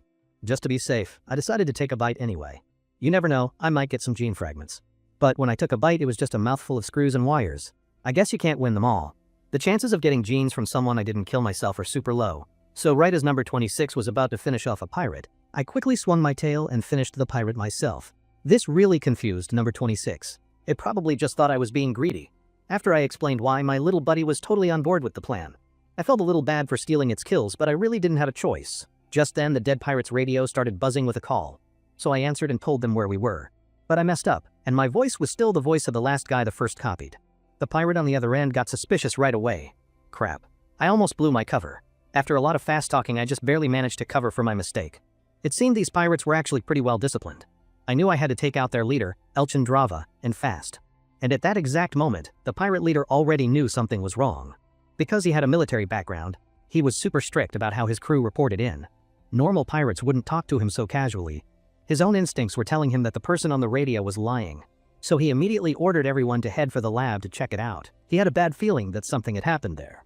Then, Elchandrava had the ship's doctor take him to where the escape pods were. He wanted to rig one of the escape pods into a time bomb. His plan was to blow up the entire spaceship, me included. Even though his own crew would die in the explosion, he thought it was worth it just to get rid of me. He was the kind of guy who would do anything to win. Meanwhile, he started asking the doctor if he knew any of my weaknesses. The pirate leader couldn't believe it when the doctor told him I didn't have any. From the look on the doctor's face, he could tell he wasn't lying, which meant that the doctor was even more terrified of me than he was of the pirate leader. After thinking about it for a second, the pirate leader changed his mind. He decided he needed to get all of his crew together. I almost had to admire his sudden change of heart. Only a guy like this was worthy of being my real opponent. Meanwhile, all the pirates who got the message immediately started heading for the lab. This time, I was going to hit them with one of my brand new skills. I connected my psychic organ to all the goo on the walls. This was another way to use my contamination skill. It was called the hive mechanism. I could use my psychic organ to control all the goo. Now, my goo covered the entire ship, which basically meant all these pirates were trapped inside my stomach. Just then, one of the pirates sensed something was wrong, but by the time they noticed, I had already activated my paralysis spores. If they breathed in even a tiny bit, they'd be helpless lambs ready for the slaughter. In just a few seconds, I had knocked out a whole group of pirates. Even I was surprised by how well that new skill had worked. The only problem was that using so much energy at once made me feel dizzy and super hungry. Now, it was time for me to get a snack. After I had eaten over 10 of the pirates, I opened up my stats screen again. So far, I had eaten a total of 8 of the cyborgs. That meant I only needed to eat 2 more to finish my evolution progress. Another 5 of the pirates had managed to get away, but the weird thing was, they all ran to the training room. They could have gone anywhere, but they went there instead. Maybe they thought it was a better place to fight? Maybe because the training room was bigger and more open than the other rooms? But what they didn't know was that the ship's old crew had the exact same idea. And that place had already become my personal dining room. Right now, I could sense them all on the other side of the door. I bet they were going to be really surprised when they saw the room. Then I told my little buddy, number 26, to wait and hide behind me, because my final hunt was just about to start. When I burst into the room, the pirate leader, Elchandrava, was already waiting for me. And a few people back in the pirates' command room were watching the whole thing. At that moment, the mysterious woman was still trying to get the ship under control. Seeing their leader fighting me, her 2 pirate helpers were getting really antsy. The woman tried to explain to them how the ship worked, but these 2 idiots couldn't understand any of it and just left in a huff. The second they were gone, the woman's whole expression changed. She said, "Arnold, you did a great job." At that moment, she noticed that I was good at using smoke and dust to hide, but her special eyesight could easily see right through all of my tricks. She also figured out that I liked to eat genes to evolve. That meant that I was just like her. Because of that, she knew for a fact that the pirate leader had no chance of beating me, because the pirate leader, Elchandrava, had been under her control the whole time. Seeing such an interesting new creature, the woman was getting very excited. Now that the pirates were useless to her, she decided it was time to stop hiding her true self. She hated being called Code White by the Eugene family. She much preferred her other name, the Helix Witch. Back in the fight, the second the pirate leader saw me, he charged right at me. His big mechanical arm came swinging straight for my head. At the same time, I swung my own claws right at his stomach, but his reaction time was insanely fast. This forced me to jump back and get some distance between us. While I was distracted, he threw an electronic pulse grenade right at my tail. An electric shock instantly shot through my entire body, but he was about to be disappointed. After all, I'm not some kind of robot. Just then, the pirate leader spoke. He said, "So you're not a new weapon from the Space Union, are you? You get what I'm saying, right?" Hearing him say that, I was actually pretty stunned. Then, he lifted his collar and showed me a red button on his neck. It turns out he had hooked up a bomb to his own heart. If he died, a nuke on the ship would go off. If that happened, everyone left on the ship would die with him. The look on the doctor's face told me that the pirate wasn't bluffing. It seemed like this guy really wanted to stay alive. He was smart, strong, and arrogant. Nothing was going to get in the way of his survival. Then he pressed a button on his arm, activating his most powerful form. In his hunting rhythm form, a suit of tough biological armor covered his entire body. At that moment, I could feel the powerful energy coming off of him. It made me feel a real sense of danger. From the looks of it, he had rock dragon genes. Because of their super tough shells, they're also known as rock dragons. Elchandrava's strength and his speed were now both massively boosted. In a flash, he had leaped into the air right above me. I immediately swung my tail stinger at him, but it couldn't even scratch his new armor. Then, the pirate leader's massive fist came down and smashed me on the head. He seemed really surprised that such a powerful punch hadn't crushed my skull. I used that moment of surprise to quickly jump away from him. If it wasn't for my own thick skull, I probably would have been dead right there. I wanted to know why he brought up the bomb. This was all part of his plan. He was trying to play mind games with me. Then, the pirate leader held out his hand and mocked me, saying my attacks were useless. Looking at his body, which was totally covered in armor, there weren't a lot of weak spots I could attack. Besides a plasma weapon, nothing else was going to get through that armor. As long as I could just stab any part of his body, I knew I could win. But it was like he knew what I was thinking, because he caught my stinger every time I attacked. But my tail wasn't the only dangerous weapon that I had. I could also release my venom through my teeth and my claws. If I could just break through his armor and scratch him, I would win. Then, I pulled out my supersonic blade. Maybe I could use it to hit him when he was weak. After all mutants like him have one big fatal weakness. And that weakness is very, very bad stamina. The cargo hold was the first place I ever saw. There was no better place to stall for time than there. Elchindrava quickly followed me, and he was moving with incredible power. He was so loud that he scared all the cockroaches into running for their lives. I wasn't very polite either and just turned them all into little snacks. After all, even a tiny mosquito is still a source of protein. They were fresh and juicy, and a great source of quick energy. Facing the pirate leader while he was this angry, I knew I couldn't win a direct fight. Even though mutants are strong and fast, they burn through their energy really quickly. That's why he had to stop and rest. If I could just keep making him mad and forcing him to waste his energy, he would have to stop and rest for a while. So my only choice right now was to wait for my opportunity. And at that moment, the pirate leader was going crazy, smashing all of the containers. All the while, I was hiding in the shadows, just watching and waiting. But there was another big problem. I knew that he had 2 hearts. And I had no idea which of his hearts was connected to that bomb. Usually a mutant's main heart is on the left, so he probably connected the bomb to that one. However, this guy was really smart, so I couldn't be 100% sure. Just as I was thinking about it, Elchindrava suddenly spotted me. His massive fist smashed the container I was hiding behind to pieces. But if he thought he was going to catch me, he was dreaming. After all, this cargo hold was my home turf. Seeing me vanish from sight again, the pirate leader could only roar in frustration. And then he stopped moving for over 10 seconds. He must have gotten rid of some of his weaknesses when he powered up. Normally, he should have been totally exhausted by now, but only his speed had gone down. But it seemed like he still couldn't totally escape his need to rest. And for me, this was the perfect opportunity. At that moment, Elchindrava sensed me moving up behind him. He immediately grabbed some pieces of the floor and threw them right at me. Crap, he saw me. I had to change my direction. The second I landed, I shot straight towards him. But it was like the pirate leader had already guessed what I was going to do. When I got close, his giant fist smashed into my head once again. But he had no idea that I had let him hit me on purpose. I was willing to take a hit to get the kill. Then, I pulled out the supersonic blade that I had been hiding, and I sliced open a wound right at the joint of his armor. By the time Elchindrava realized he had fallen for my trap, it was already too late. In that instant, my venom flowed from my teeth and into his body. Feeling the pain, the pirate leader threw me off of him, yelling, "You damn bug! You actually bit me!" Just then, Elchindrava felt something weird happening to his body. He realized he couldn't make a fist anymore. In just a few seconds, his entire body started to shake uncontrollably. Soon, his legs gave out and he couldn't even stand up anymore. The moment I saw him fall, I immediately rushed over to him. Even though my venom doesn't work as well on him as it does on humans, the poison should have spread all through his body by now, and the once proud pirate leader was now trapped right under my foot. Then, I pried open the thick armor that was covering his chest. I had to get inside and turn off that bomb that was connected to his heart. And it was just as I had thought. He had connected the bomb to his second heart, on the right side. If that heart was ever hit with force, the bomb's countdown would start.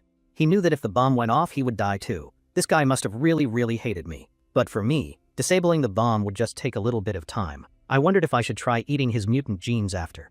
Just then, I heard the voice of number 26. This was weird. Hadn't I told it to go find a safe place to hide? It turned out that it had come to warn me that there was trouble. Hearing that, I immediately stopped what I was doing. In the next second, a strange memory suddenly flashed in my mind. It was a vision of me and number 26, both being sliced in half by some kind of powerful attack. This scared me so bad that I froze for a full 2.5 seconds. When I snapped out of it, I immediately moved towards where number 26 was. I grabbed the little guy and carried it away. And a second after I moved, a powerful energy blast hit the exact spot where I had just been standing. Then I heard a woman's footsteps. From my reaction, she knew that I had some kind of power to see the future. So it was her. I had been planning on dealing with her last. I never thought she would come and find me herself. I also noticed she had a shiny blade in her hand. It looked like her genes were mixed with some kind of special metal. Not only that, but I could sense that she had over 10 different types of genes in her body. In my current state, there was no way I could ever beat her. It felt like my entire body was screaming at me, warning me not to fight this monster. Crap, I knew I had to back off for now. At that moment, the woman slowly walked over to the paralyzed pirate leader. Then, she stabbed the blade in her hand right into his chest. It was because she didn't want Elchindrava to have such an easy death. At that moment, I was more nervous than I had ever been. I was facing an enemy who was way stronger than me. What was I supposed to do? If I attacked her now, it would be suicide. The only thing I could do was watch her and try to learn anything I could. Then I noticed that her eyes looked like special observer eyes, or maybe they had some other power. Then she spoke to me. She said that I was a lot like her, so she would let me live, but only if I agreed to serve her. I finally understood why she hadn't attacked me yet. She wanted to make me her own personal pet. At that moment, the entire room went completely silent. Because I knew that she wasn't lying. She had no reason to lie to me. The blade on her arm was made of a special metal. Even my tough shell couldn't protect me from it. And even though that's all she had shown me, I knew she had a lot of other ways to kill me. Right now, the smartest thing for me to do was to obey her. Seeing me lower my arms in surrender, the woman smiled a little. She saw that I had made my choice. She said, "Very good, you've made the right decision." Even though I was pretending to surrender, she had no idea what I was really thinking. The reason I loved playing as this character in the game was simple. It was because of the freedom it gave you. You could endlessly eat, evolve, and get stronger and stronger. And I knew that I only had one real choice here. Trying to make me surrender to her was absolutely impossible. I lowered my head and slowly walked towards her. She looked really pleased, and my plan was to make her let her guard down. Just as she was reaching out her hand to try and pet me, she suddenly sensed that something was wrong. But by the time she could react, it was already too late. The piece of goo that I had cut off earlier exploded and splattered venom all over her face. The second she was blinded, I turned and ran. The woman was furious. She yelled, "You sneaky little thing, is this your real choice?" But this just seemed to make her even more excited. She said, "Since you want to play, then let's play."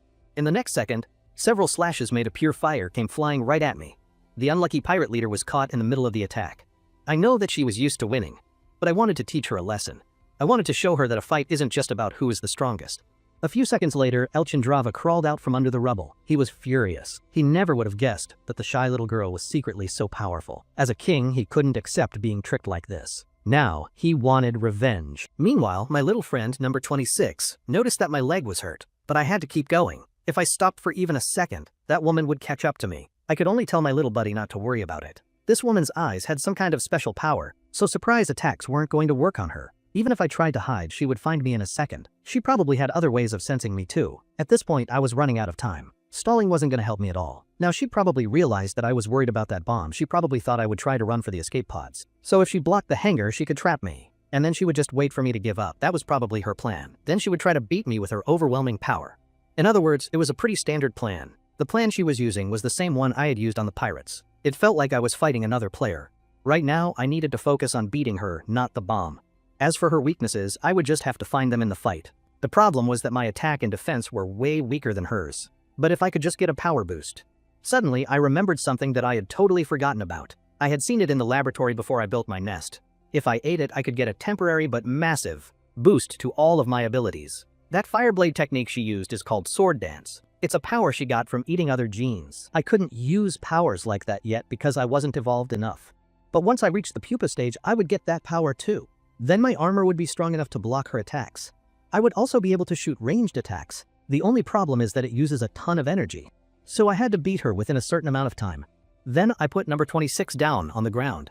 Number 26 looked confused, but I just told it to stay right where it was. If I remembered right, that special item should be right here.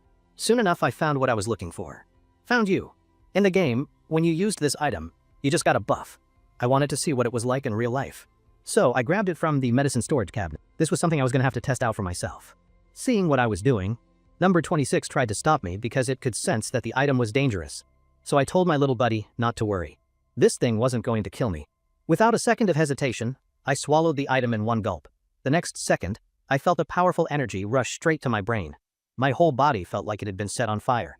As I felt my power growing, my body was in incredible pain, but I just had to grit my teeth and push through it. As time slowly ticked by, when I finally opened my eyes again, I had finished a temporary second stage evolution. At that moment, I felt absolutely fantastic. I opened my stats screen.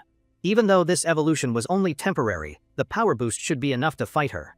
My reinforced exoskeleton had been upgraded to a monster exoskeleton, and the sharp new horns on my head could be used to stab my enemies. My left hand also had a new launcher that could shoot bone spikes, and it was as strong as a plasma pistol. I could even change what the spikes did. I was really happy with this, because I could use it to surprise my enemies. On top of that, I also had a new layer of spirit armor that protected me from mental attacks. With this new armor, I wasn't afraid of her special blade cutting through my skin anymore. But I couldn't celebrate just yet. In the game, this power-up had a time limit, so it probably only lasted for about 5 minutes here too. Then, I focused and sensed where the woman was. And I found her in just a few seconds. What I needed to do now was make her waste some of her energy. I connected to the goo on the ground. 5 minutes isn't a long time, so I had to finish this fight, and fast. Meanwhile, the woman was busy searching for me, the monster. Just then, she sensed the goo on the ceiling above her starting to move. In the next second, the big pods of goo on the ceiling sprayed a bunch of liquid down on her. It happened so fast that she didn't even have time to dodge.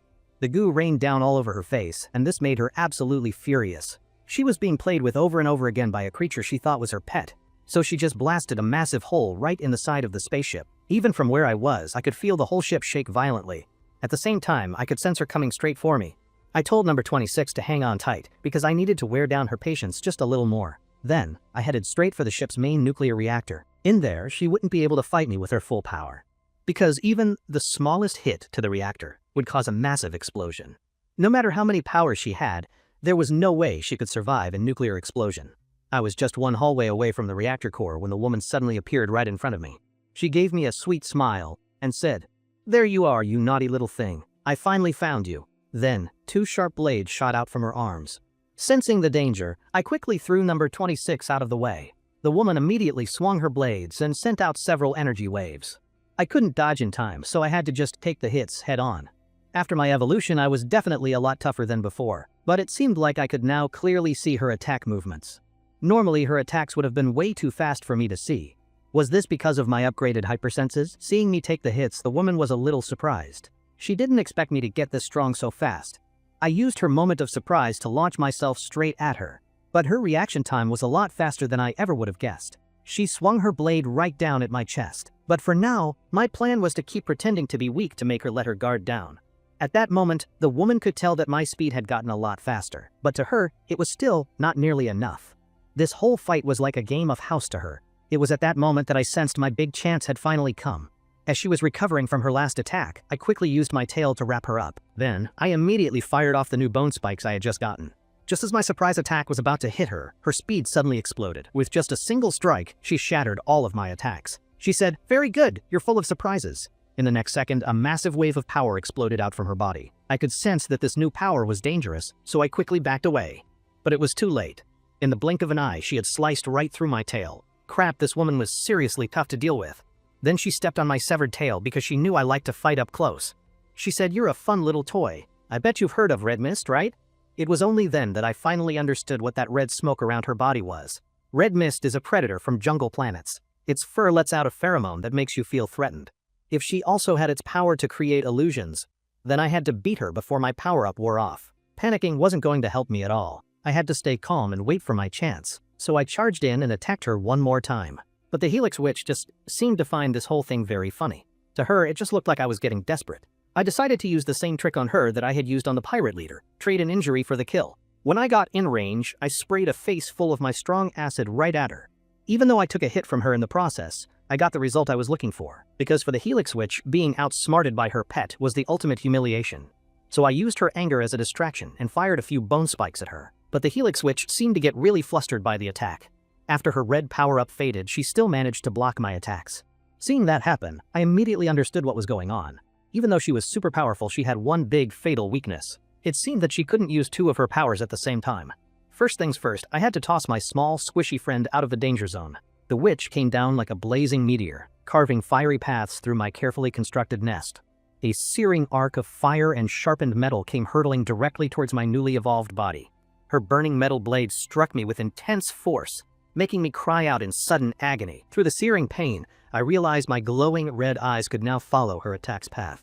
Usually her movements would be a complete blur, but my new powers changed the entire game. My enemy seemed quite confused that I was still standing after taking such a powerful hit. I slammed my fist into the floor, using the powerful impact to steady myself for a counterattack. With a mighty heave, my huge form charged forward, becoming a blur of dark, monstrous crimson. She met my desperate charge with a terribly wicked grin, raising her metal blade to meet me. Our bodies collided in a chaotic explosion of violence as her blade cut across my chest. Pain shot through my body as her blade cut deep, but I refused to let it stop me. The woman looked genuinely surprised, remarking on how much my speed had suddenly increased. She twisted away with incredible speed, launching a powerful high kick that whistled right past my head. Her attacks were deadly, but I anticipated her next strike, swiping at the empty air she just occupied.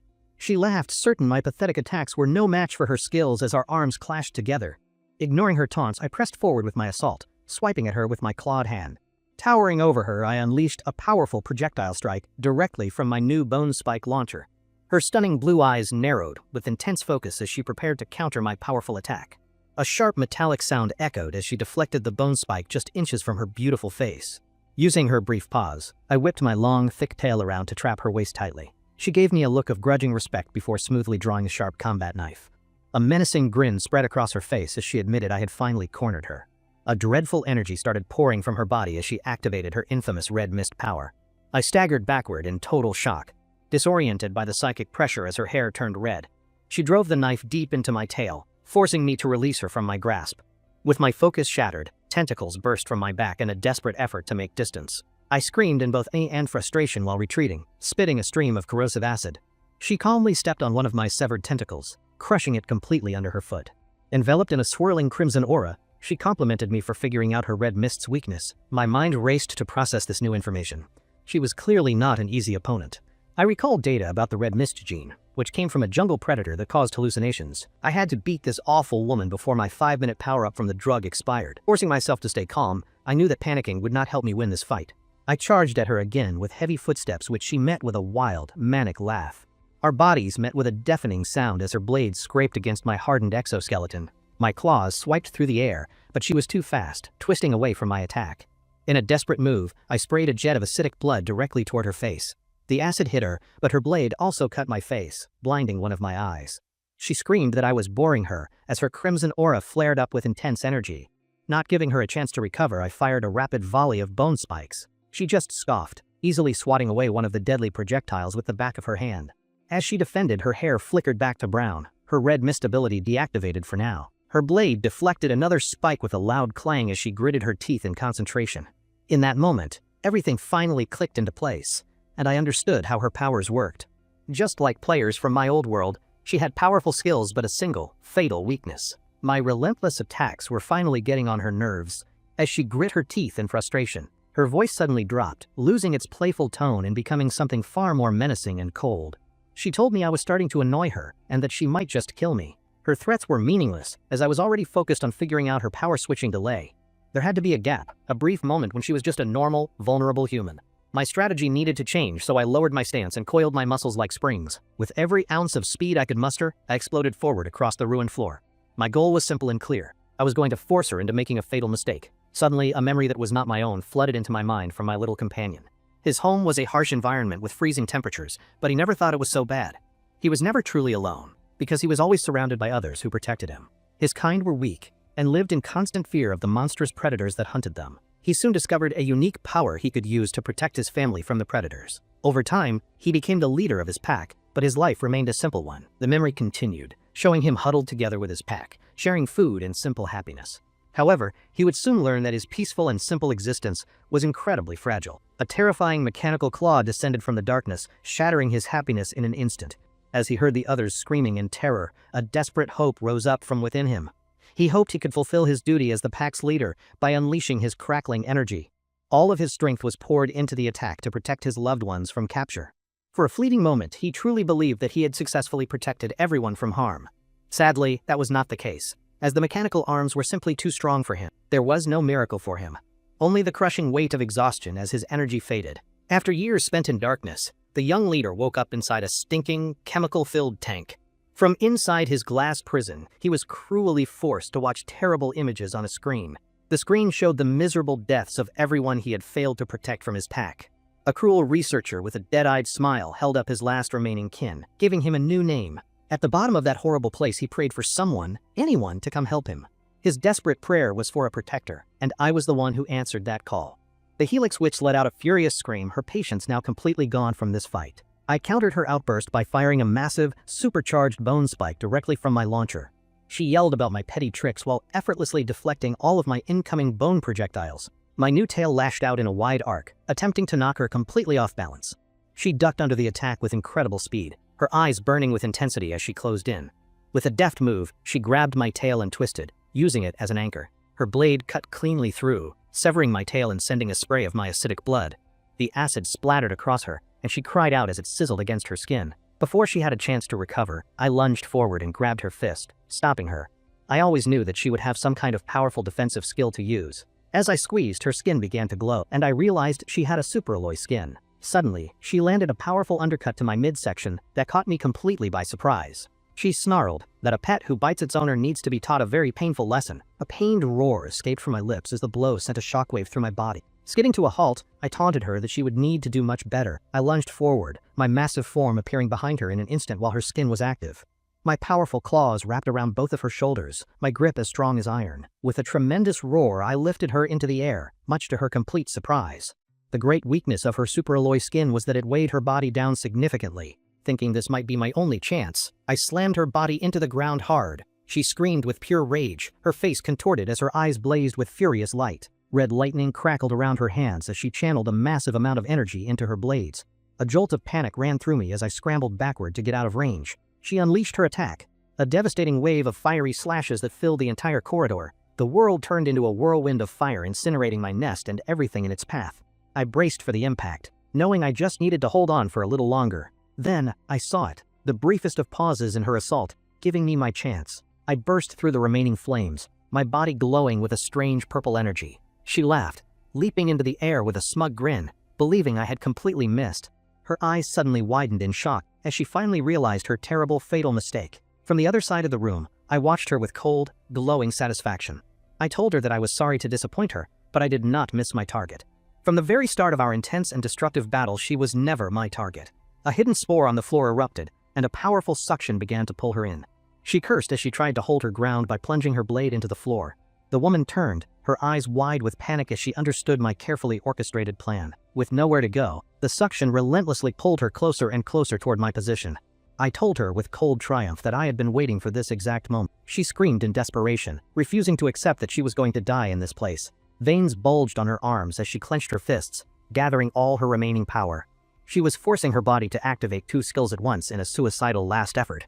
I had to take her down now, so I fired another volley of bone spikes. She deflected them with a series of furious, desperate, and wild movements against my attack. Blood streamed from her eyes, but a horrifying, manic grin spread across her bloody face. A new voice screamed through my psychic connection, telling me to leave my baby alone. A powerful beam of pure psychic energy erupted from number 26, striking the witch's face. She could only get out a curse before the pink energy completely engulfed her body.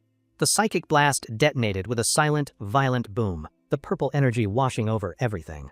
The aftermath was brutal, leaving her right eye completely gone and replaced by a bloody socket. The force of the powerful blast threw her backward, her body now a ruined, bloody mess. Number 26 floated weakly through the air, and I moved to catch my small, exhausted companion.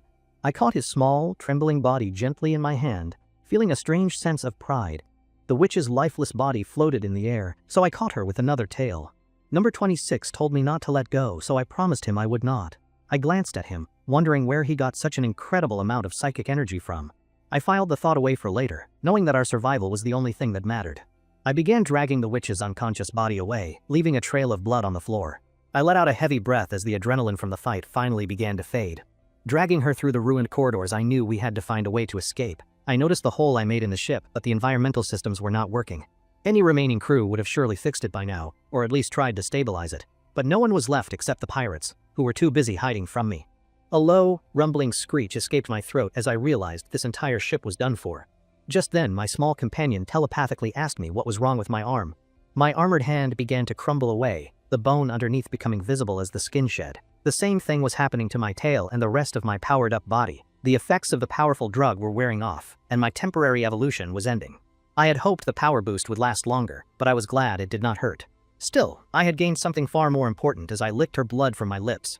The top players in the game had over 1,000 genes, and this woman was similar. I knew I would probably only get around 3 genes from this meal, just like before. I did not care if I only got 1, as long as it was a Galargon claw. I decided it was time to finally see as I prepared to begin my long-awaited feast. A massive explosion suddenly tore through the side of the ship, a blinding flash of light. The entire ship groaned under the force of multiple explosions, as it was attacked from outside. My eye widened in sudden horror as I realized the cause was Elchandrava's final bomb.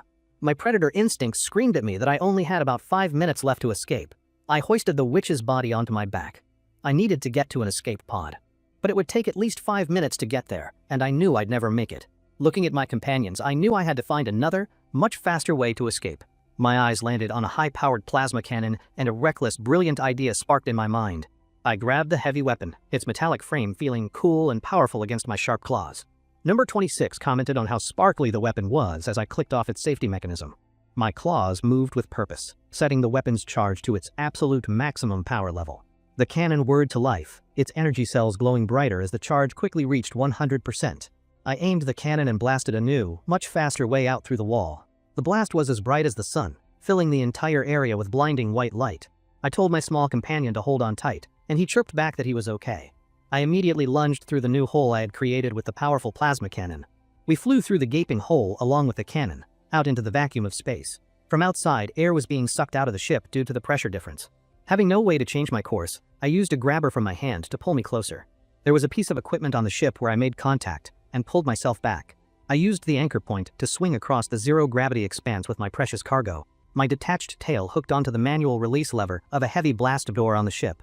I landed heavily on a service walkway on the other side, the impact jarring my body. The path ahead of me was clear, a long and straight shot to the outer hull. In the distance, I could see the emergency lights of the escape pod bay, our destination. We were now on the exterior of the massive, crippled starship, surrounded by the void. I used my tail and claws to anchor myself to the ship's outer plating, fighting momentum. Lifting the plasma cannon one last time, I made a way inside to the escape pods.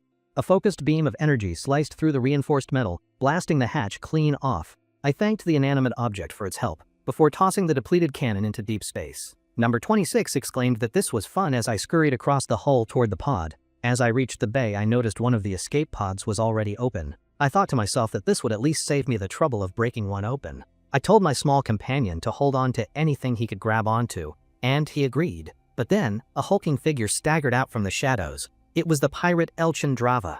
He panted, his senses slowly returning, though one of his eyes was a bloody, ruined mess. He clutched a gaping wound in his chest, admitting he nearly detonated his own bomb. He glared at the bomb in his hand, its timer reset to 10 more minutes. A low, guttural laugh escaped him as he planned to watch me die from his escape pod. He paused, looking around the eerily quiet bay and wondering if one of us had died.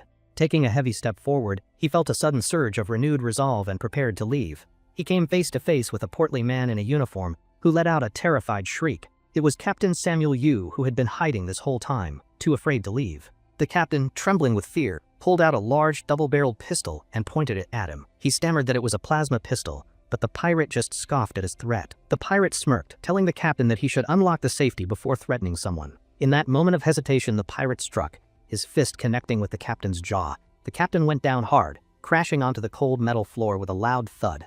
The pirate picked up the fallen pistol, calling the captain a moron for his simple mistake. He crouched down, explaining that a plasma pistol has no safety to begin with at all. The captain began to beg for his life, but the pirate raised the pistol, his time short. The captain cried that he would do anything, but the pirate simply lowered the weapon dismissively. The pirate then pulled the trigger, bidding the terrified captain a cold and final goodbye, but as the button was pressed, the gun short-circuited, sending a jolt into his cybernetics. The gun overloaded and exploded in a brilliant, violent burst of turquoise energy, engulfing the pirate. All that remained of the pirate was his splattered torso and legs, much to the captain's shock. A strange, quiet, and unsettling laugh escaped the captain's lips as he stared at the remains. The laughter grew louder and more hysterical as he celebrated the pirate's well-deserved, gruesome demise. The ship began to rumble as the bomb's timer ran out and the captain screamed his lineage. He raised his arms in triumph, declaring himself invincible as a brilliant light flashed behind him. The main ship detonated in a massive, fiery, and completely silent explosion in the vacuum of space. As the explosion happened, a single escape pod could be seen speeding away from the wreckage. The escape pod lurched, sending number 26 splattering against the wall with a wet smack. I rushed over to check on him, my body now back in its slender void larva form. I gently lifted him into my hands, realizing he had passed out from the sudden impact. I carefully placed him on a console, knowing the impact was not hard enough to injure him. A deep rumble shook the pod as I turned to watch the research ship be consumed. As the pod pulled away, I watched the wreckage fade, saying a silent goodbye to my birthplace. The escape pod traveled through the void, leaving the chaos and destruction far behind us. As I explored the small pod, my hand brushed against an empty bottle lying on a console. I picked it up, sniffing the contents and realizing it was alcohol, wondering who drank it. A flicker of unease ran through me, so I tossed the bottle and turned to the console. My claws danced across the keyboard, easily bypassing the pod's simple security and accessing its logs. The screen whirred to life, replaying security footage from hours earlier inside this very same pod. The recording showed Captain Samuel Yu alive and well, chugging from the exact same bottle. I watched the pathetic man drinking himself into a stupor. waiting for things to settle down. The recording showed the captain finally getting to his feet and cautiously heading for the exit. I wondered if he had hoped a soldier would kill me, or a ship would rescue him. Deciding it was none of my business, I pressed a button on the console, erasing the footage. With the video deleted, I sat in the pilot's chair and switched to the navigation mode. A holographic globe appeared, showing a planet under the command of the Mangacap Corporation. I decided to avoid such a place, searching for a different, less militarized destination instead. A new option appeared on the screen, a massive, ring-shaped space station that would work perfectly. The destination was set for the TNC Special Trade Center, a neutral hub for all species. It was a large, independent space colony where players gathered to trade goods and information. I let out a sigh, recalling how I used to hunt other players here for their genes. It was simply my nature to hunt, to absorb, and to evolve into something stronger. The pod's main thrusters glowed with a powerful red light as the new destination locked in. The small vessel adjusted its trajectory, accelerating toward the distant, massive trade hub in the dark. I switched the controls to autopilot, noting the 3-hour journey time until our final arrival. I stood up and stretched my forearms, knowing this diverse colony was a perfect hunting ground. There was much to do now, and my endless hunt was still far from being over. I looked down at my small companion, realizing he was a powerful psychic sea demon. They shared a similar appearance to his species, with the only difference being their much larger size. Sea demons possessed a terrifying power called deep sea fear, which drove people to total madness. The ability was similar to the Helix Witch's red mist, but it was much rarer. My clawed hand slowly reached toward him, seeing a chance to gain an incredibly powerful ability. I stopped myself, my sharp claws hovering just above his small, vulnerable, and trusting body. Even if I ate him, there was no guarantee I would get his skill. Besides, I liked him. He was useful to me, and my priority shifted back to the body I still had. My jaw unhinged as a hungry saliva dripped from my tongue. It was finally time to eat. I gently patted him, making a silent vow to protect him unless my own life was in danger. For now, I would just keep an eye on him as I turned my full attention to my feast. I grabbed the witch's limp, bloodied leg, my grip as strong and unyielding as a vice. With a savage rip, I began to tear her apart, my hunger and instincts taking over. The sound of crunching bone and tearing flesh filled the small escape pod as I ate. A flash of light exploded in my mind as the predator's skill activated, absorbing the data. A roar of pure, primal satisfaction tore from my throat. This meal was the absolute best. The first woman I ate tasted like a luxurious, well-cooked meal, but this was much different. The more I chewed, the more savory and delicious her meat tasted, better than anything else. I lay amidst the bloody remains, completely satisfied, with no one to interrupt my mealtime. 3 notifications flashed in my mind. I had acquired X-ray vision, camouflage skin, and a Galargan claw. Far away, the Star Union's capital planet, JAX-01, was a world of shimmering blue oceans. On its rainy surface, a robotic feline with glowing blue eyes stalked through the city streets. It padded silently past the heavy, armored boots of a figure standing guard in the rain. A group of heavily augmented cyborgs stood at attention, their forms a mixture of flesh and steel. They raised their cybernetic arms in a crisp, unified, and perfectly synchronized salute to their leader. Their salute was for a massive holographic monument of the powerful Great Commander Chewbacca. The robotic cat scurried by as a narrator's voice explained he was the father of all cyborgs. The cat paused, looking up at the stoic hologram that was always watching over his children. The robotic cat reached a massive, heavily fortified blast door, having finally arrived at its destination. The heavy metal doors opened with a series of clangs, revealing a dark, imposing corridor. Deep within the facility, a solitary cryogenic pod in a dark chamber began to beep rhythmically. With a hiss of depressurizing gas, the pod's seal broke, releasing a cloud of vapor. The vapors swirled around as the electrical systems inside the pod whirred back to life. A hand burst from the slushy cryogenic fluid as its owner gasped desperately for fresh air.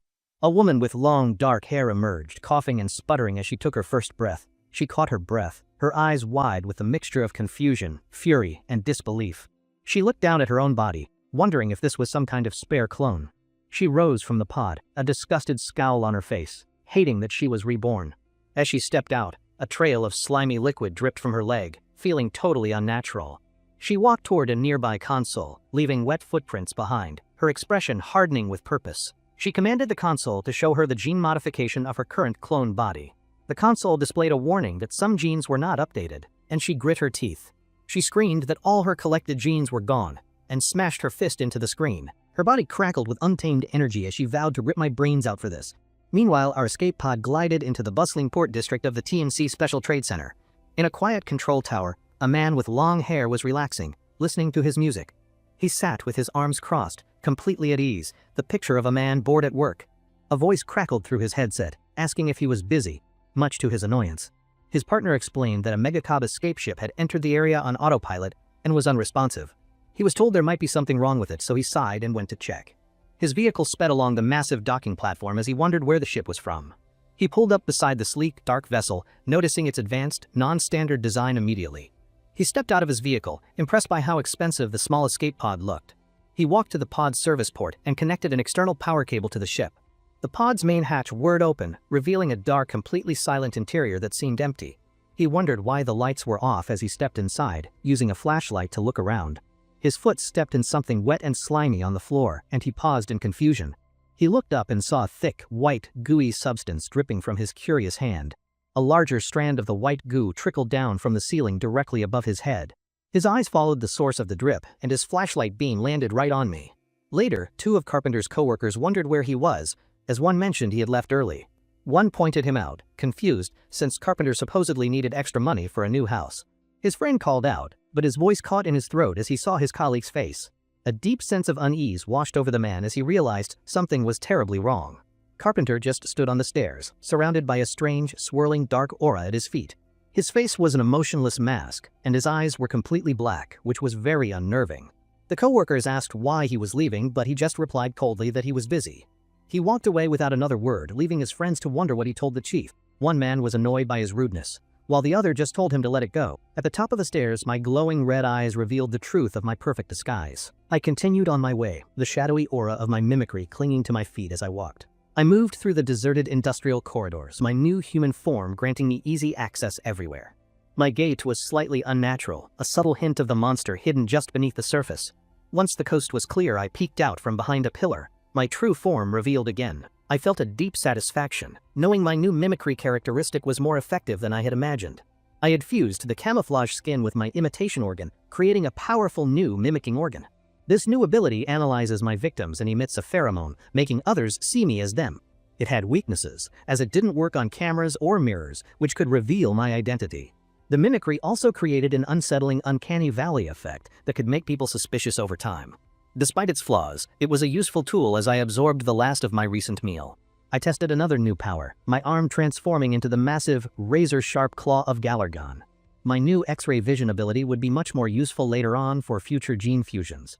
I was surprised by an unexpected mutation that caused the tentacles on my head to grow longer. They looked just like the tentacles of the legendary space dragons that were known as Galargons.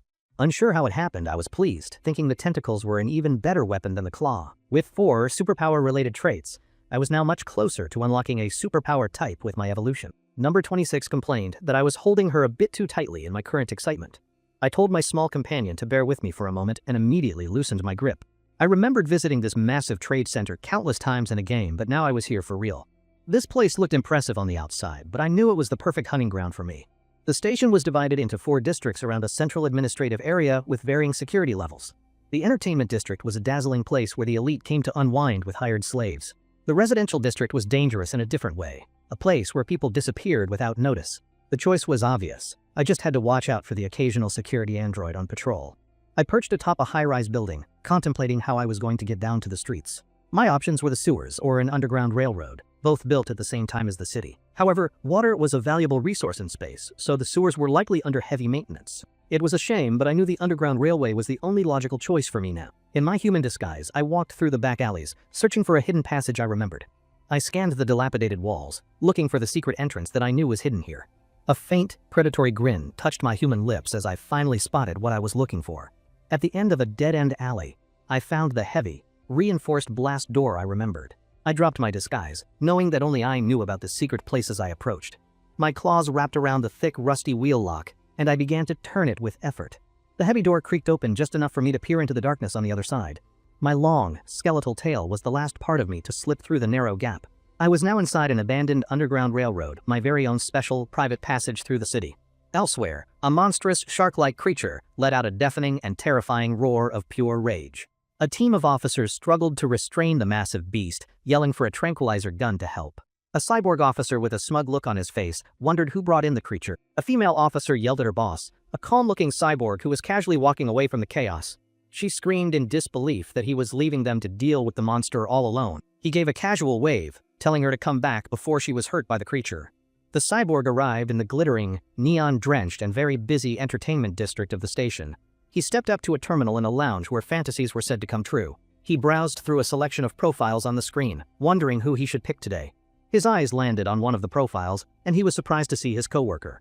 He selected the profile of the woman from his office, noting that she was a regular. He made his decision with a lecherous grin, licking his lips in disgusting anticipation of his choice. In a dark, grimy room, a cybernetic hand covered in blood was washed under a stream of water. The cyborg let out a low, satisfied chuckle, admitting that his experience was better than expected. He glanced back at the bed, where the bloody legs of the woman he hired were visible. He dismissed the thought of being too harsh, knowing the store would clean up the mess. He walked over to a payment slot, muttering that this was why he paid them so well. Now fully dressed, he stepped out into the corridor, suddenly craving a strong drink of alcohol. He decided to get a couple of bottles of wine on his way home from the district. The elevator screeched to a halt, and he stepped out onto a dark, deserted street. He looked around, confused, as the entire block was pitch black without any of the lights. He cursed, his good mood instantly souring as he wondered who broke all the streetlights. Annoyed, he clicked a button on his cybernetic wrist to activate a built-in light source. A bright light flashed from the palm of his hand, illuminating the dark path ahead of him. He walked through the darkness, complaining to himself about wanting to leave this horrible dump. A strange, sweet smell wafted through the air, and a dark substance drifted past his face. A deep sense of unease settled over him, as his footsteps crackled unnaturally on the pavement. He saw a lone figure in the shadows and quickened his pace, a primal need to get home. As he got closer, my disguised form asked him a question, my voice tight with anxiety. I asked where he was going, and the cyborg told me that he was on his way home. He felt a strange sense of relief mixed with suspicion, asking if I wanted to walk together. I told him to follow me and led him down a narrow, dark, and secluded alley. We walked together in silence, the only sound our cracking footsteps on the broken, uneven pavement. I asked him a simple question, and he replied, his voice filled with a growing unease. I asked if he was a cyborg, and he stopped, taken aback by my strange, direct question. A quiet, chilling laugh echoed in the alley as I confirmed his identity with my question. He turned to confront me, wondering if I was mocking him for being a simple cyborg. But as he turned, he saw a massive, pink, gelatinous creature emerging from a nearby bag. He flinched back in terror as a wave of crimson energy washed over his entire body. His legs trembled, and he knew he would become a victim if he did not do anything. He suddenly remembered his coworker telling him about a madman who collects people's heads as trophies. He turned and ran, his heart pounding in his chest as he dashed out of the alley. He screamed for someone to run, his mind consumed by a single thought. Pure, desperate escape. I watched the cyborg run off, a wisp of steam escaping my jaws as I watched him. Number 26 proudly told me that the cyborg was afraid of his true, powerful form. I asked him why, genuinely puzzled, and he replied that he did not know the answer. I spread my wings, replaying the encounter and wondering what he was so afraid of in him. I knew that he was a mutant, but he should not be much different from his species. I remembered he was a cyborg as I began to stalk my prey through the darkened city. I looked down at the innocent-looking amoeba in my hand, not understanding the cyborg's intense fear. I landed on a rooftop, my power-up fading, and remembered I needed to eat another cyborg. The cyborg ran for his life, his cybernetic legs pumping as he fled from the terrifying creature. His hands were shaking as he fumbled with a keycard to unlock his apartment building's door. He dashed inside without daring to look back, his heart still pounding with pure, unadulterated terror. Once inside, he popped the cork on a wine bottle and chugged it down, trying to calm. The cork flew through the air as he desperately tried to forget the horrifying, tentacled creature. He panted, leaning against the wall for support, believing that he was finally safe from it. He decided he would have to call in the incident tomorrow as he staggered down the hall. He collapsed into a chair, looking out at the city lights and hating his horrible life. He vowed to move out as soon as he earned enough money, taking another drink from the bottle. Outside his window, a shadowy figure clung to the wall, its glowing yellow eyes fixed on him. The cyborg grumbled about his boss as he walked through the streets the next day, still angry. He cursed his boss, the clinking of the wine bottles in his bag, reminding him of his stress. He felt a flicker of satisfaction for reporting the man, but then a sudden paranoia gripped him. He cautiously peeked around the corner, worried the man he reported might be waiting for him. The street was completely silent and empty, much to his great and profound relief for now. He tried to calm his racing heart as he sneaked up the stairs to his apartment building. He decided he needed a drink, but his hand froze as he heard a faint clicking inside. His eye widened, every nerve in his body screaming that something was terribly, horribly wrong. From the other side of the door, I was manipulating the electronic lock with my sharp claws. The lock disengaged with a final clack, and I slipped inside, as silent as a shadow. The cyborg's hands trembled as he fumbled with his phone, his fingers clumsily dialing a number. He stammered into the phone, his voice barely a whisper, as he called the police for help. My heavy footsteps thudded against the wooden floor as I explored my new temporary nest inside. The place was tiny, and my four-legged form could barely navigate the cramped, small studio apartment. The entire place was a dump, except for the surprisingly plush bed in the corner of the room. Since I decided to prey on the cyborg, I had to do some essential preliminary research. There was a reptilian human, a therianthrope, and many more diverse prey for me to eat. To reach the subadult stage, I had to eat a total of 60 different playable species. A complex evolution chart appeared in my mind, showing the path to my next powerful stage. Many players gave up at this phase because the evolution conditions became much more demanding. But there were many alien races here, so it would be easy to collect all the genes. On top of that, the corporation had diplomatic relations with a group known as the Cult. A hungry grin spread across my face as saliva dripped from my jaws. This would be easy. I asked my companion if we should check out the place, and he bounced with excitement. The place was not well soundproofed, and my sensitive ears picked up every single little noise. I activated my X-ray vision, confirming that no one lived in the apartment below us. My vision pierced through the walls, and I saw 3 figures walking down the apartment hallway. The figures were the cyborg Loss and 2 police officers coming to investigate his strange report. I told my small companion to come here, and he bounced over to me with a question. I explained that we had company as my tail swished and I hid us under the bed. I had no intention of fighting the authorities just yet, so I decided to wait and see. Loss was still shaken from his encounter, cursing the crazy bastard who had terrified him so much. He thought to himself that he had reported the incident, but he was still very much on edge. He was glad he stayed back, but he missed his chance to blow off some steam. He peeked around the corner, his paranoia still high, wondering if the bastard had come back. The hallway was completely empty, and a profound sense of relief washed over his entire body. He tried to shake off the lingering fear, telling himself that he should be safe now. He fumbled with his apartment door lock, his hands still trembling slightly from his recent encounter. He thought about getting a nice drink, but the sound from inside his apartment froze him. From my hiding spot, I could hear everything. The soundproofing in this place was absolutely terrible. I decided that I wanted to stay here for a while, already formulating a brand new plan. I gently placed my companion on the floor. It was time to see what this area was like. One of the police officers peered through the peephole of Loss's apartment, his expression grim. He asked the nervous cyborg if a monster had really gone into the house, and he confirmed. The officer scoffed, pointing out that the door was perfectly fine, much to Loss's frustration. The other officer, with a smug expression, looked at the bag of alcohol in Loss's hand. He asked if he was holding alcohol, his tone condescending, and Loss was completely taken aback. The officer continued, mentioning that Loss had filed a false report the previous night about something. He asked if Loss was drunk, and the cyborg grit his teeth in silent, absolute fury. He thought that if they were not civil servants, he would beat the crap out of them. The first officer told him to open the door, and Loss reluctantly placed his hand on the scanner. He gripped the handle of his bag, the cheap plastic groaning under the immense pressure. One of the officers covered his nose as the door opened, the smell of the apartment terrible. The other officer peeked into the fridge, his expression one of mild disgust at the wine. The first officer said there was nothing unusual, and Lass's face fell in total disbelief. The second officer told him to drink in moderation, and Lass stammered that it was ridiculous. He insisted he saw it, suggesting a report came from another apartment, but they were dismissive. Lass banged on his neighbor's door, but there was no answer, and the cop was unimpressed. The cop said they had confirmed nothing was wrong and turned to leave, despite Lass's pleas. He told Lass to report it again if anything else happened, leaving him alone in the hallway. He stood in his apartment, the silence deafening, wondering if he was just seeing things. He cautiously walked through his apartment, wondering if the creature had already left his home. He let out a sigh of relief, the tension finally leaving his body as he relaxed. He muttered to himself, annoyed at the cops for not believing his report about the monster. He collapsed onto his bed, the events of the last 24 hours finally catching up to him. He wondered if his body was breaking down, or if he was just hallucinating from stress. He finished the bottle and threw it against the wall, the shattering glass a welcome release. He lay back on his bed, a lecherous grin on his face as he planned his night. He chuckled to himself, his mind already drifting off to a peaceful, well-deserved sleep. Suddenly his eyes snapped wide open as he heard a strange sound from the apartment below. He heard a faint thumping sound, wondering what the idiot downstairs was doing at this hour. He sat up, a new wave of fear washing over him as the thumping continued. A jolt of adrenaline shot through Loss as he realized no one was supposed to be downstairs. With a deafening crash, the floorboards beneath his bed exploded upwards, and I erupted into the room. Loss let out a piercing shriek of terror as my claws pinned him to his own bed. The room went dark, filled with the sounds of tearing flesh and his gurgling, dying screams. In the apartment next door, a man was jolted awake by the horrifying screams from Lass's room. He screamed at the idiot to get out as he pounded his fist against the thin wall. Furious, the man stormed out of his apartment, dressed only in his old, worn-out pajamas. As he approached Lass's door, he stopped, covering his nose from a strange, unsettling, sweet odor. He shouted, his anger overriding his confusion, telling his neighbor to stop being so loud at night. He stopped short, his eyes widening as he saw a figure standing in the open doorway. He saw the figure of Loss, but his eyes were dead and white, his face emotionless. I spoke in a perfect imitation of Lass's voice, a dark, shadowy aura swirling at my feet. The man was now completely intimidated, telling me that it was nighttime and to be quiet. I watched him go, my disguised face unmoving as he retreated back into his own apartment.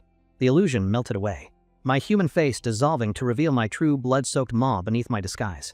I stood in the silent apartment, my true form revealed, the pheromones of my organs swirling around me. Number 26 announced that she was hungry, floating out of the now open and very empty fridge.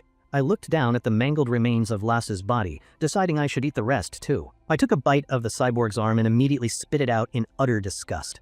It seemed there was a correlation between health and taste, but I could not be picky now. As I finished the last of my grim meal, a holographic screen materialized right in front of me. A notification appeared, informing me that my evolution conditions to become a subadult had been met. Number 26 announced that she was going to become an egg for a bit, much to my confusion. I asked her why she was becoming an egg when she was already a baby, and she replied. I joked if she was going from a baby to a big baby, and she reassured me. She told me to eat the rest of the food before settling down into a small orb. I said to myself that it was time to begin, my claw tapping the yes button. A brilliant pink light enveloped me, my body dissolving into a swirling vortex of genetic material. As my evolution began, number 26's own transformation started, and she formed a large, pulsating egg. She thought about how she had only been protected so far, a fact that pained her deeply. A memory from number 26 showed her wishing she was bigger, or if her tentacles were stronger. After eating, she felt a sense of satiety and power welling up inside her small body. When her tentacle touched my chest, a strange energy was absorbed into her, filling her with emotions. I found myself in a strange, dark space, my body now in a human-like form again. Number 26's thoughts continued, and I could feel that she was rejoicing in her newfound power. My foot touched a liquid surface, sending ripples through the darkness of my new inner world. I looked at my hands, realizing they were the hands I had when I was still a human. I wondered if it was because of this dark space that my unpleasant memories were returning to me. I walked through the void, my mind filled with memories of the frustrating game I used to play. A shadowy, monstrous form of my amorph self appeared before me, but it was not particularly scary. I realized that this was probably just the remnants of the amov left in my body. In fact, seeing my monstrous form felt almost strangely and uncannily familiar to me now in this place. My physical sensations returned, meaning the evolution was complete, and my new form began to take shape. I decided it was time to check my new status, and a holographic screen appeared before me. The system showed that I had unread messages, and it gave me the option to view them. I sensed something had been unlocked as a notification detailed my new subadult state and many traits. I understood that a new system called Transcendence had been unlocked for me to use now. It looked like a new system that only appeared after a formal, major evolution had been completed. The Transcendence system allowed me to fuse 3 or more traits to create a new, unique trait. I remembered that in the game, you could only fuse traits on a one-to-one basis, making this new. For a species that relies on traits, it was easy to forget which ones you had as a player. It was enough to make even a morph maniac like me go crazy, so I couldn't believe it was modified. The problem was that if I fused my physical traits now, my physical enhancement type would be cancelled. My psychic enhancement type was already at 6, and a penalty would increase the requirement to 12. This new unique trait had its merits, but the risk of using it now was just too big. I had to admit that the idea of a unique trait was still very tempting to me, but I knew that this was exactly the time when I needed to be the most careful. It was better to take the safe route, even if it took more time to achieve my goals. My new form finally solidified, and I noticed that I had gotten a lot taller than before.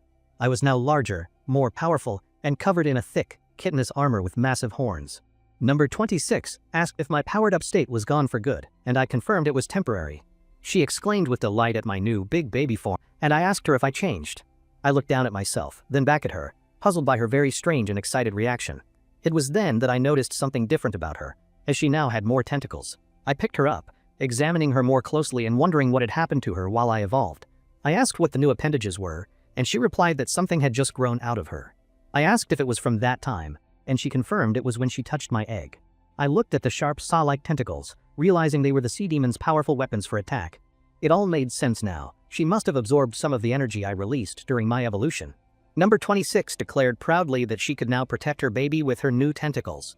I patted her affectionately, thinking her newfound strength could be very useful for my own plans. I would not share my precious genes, but I could feed her unwanted scraps to help her grow. The sea demon in the game was a massive monster, and her growth would be a huge advantage.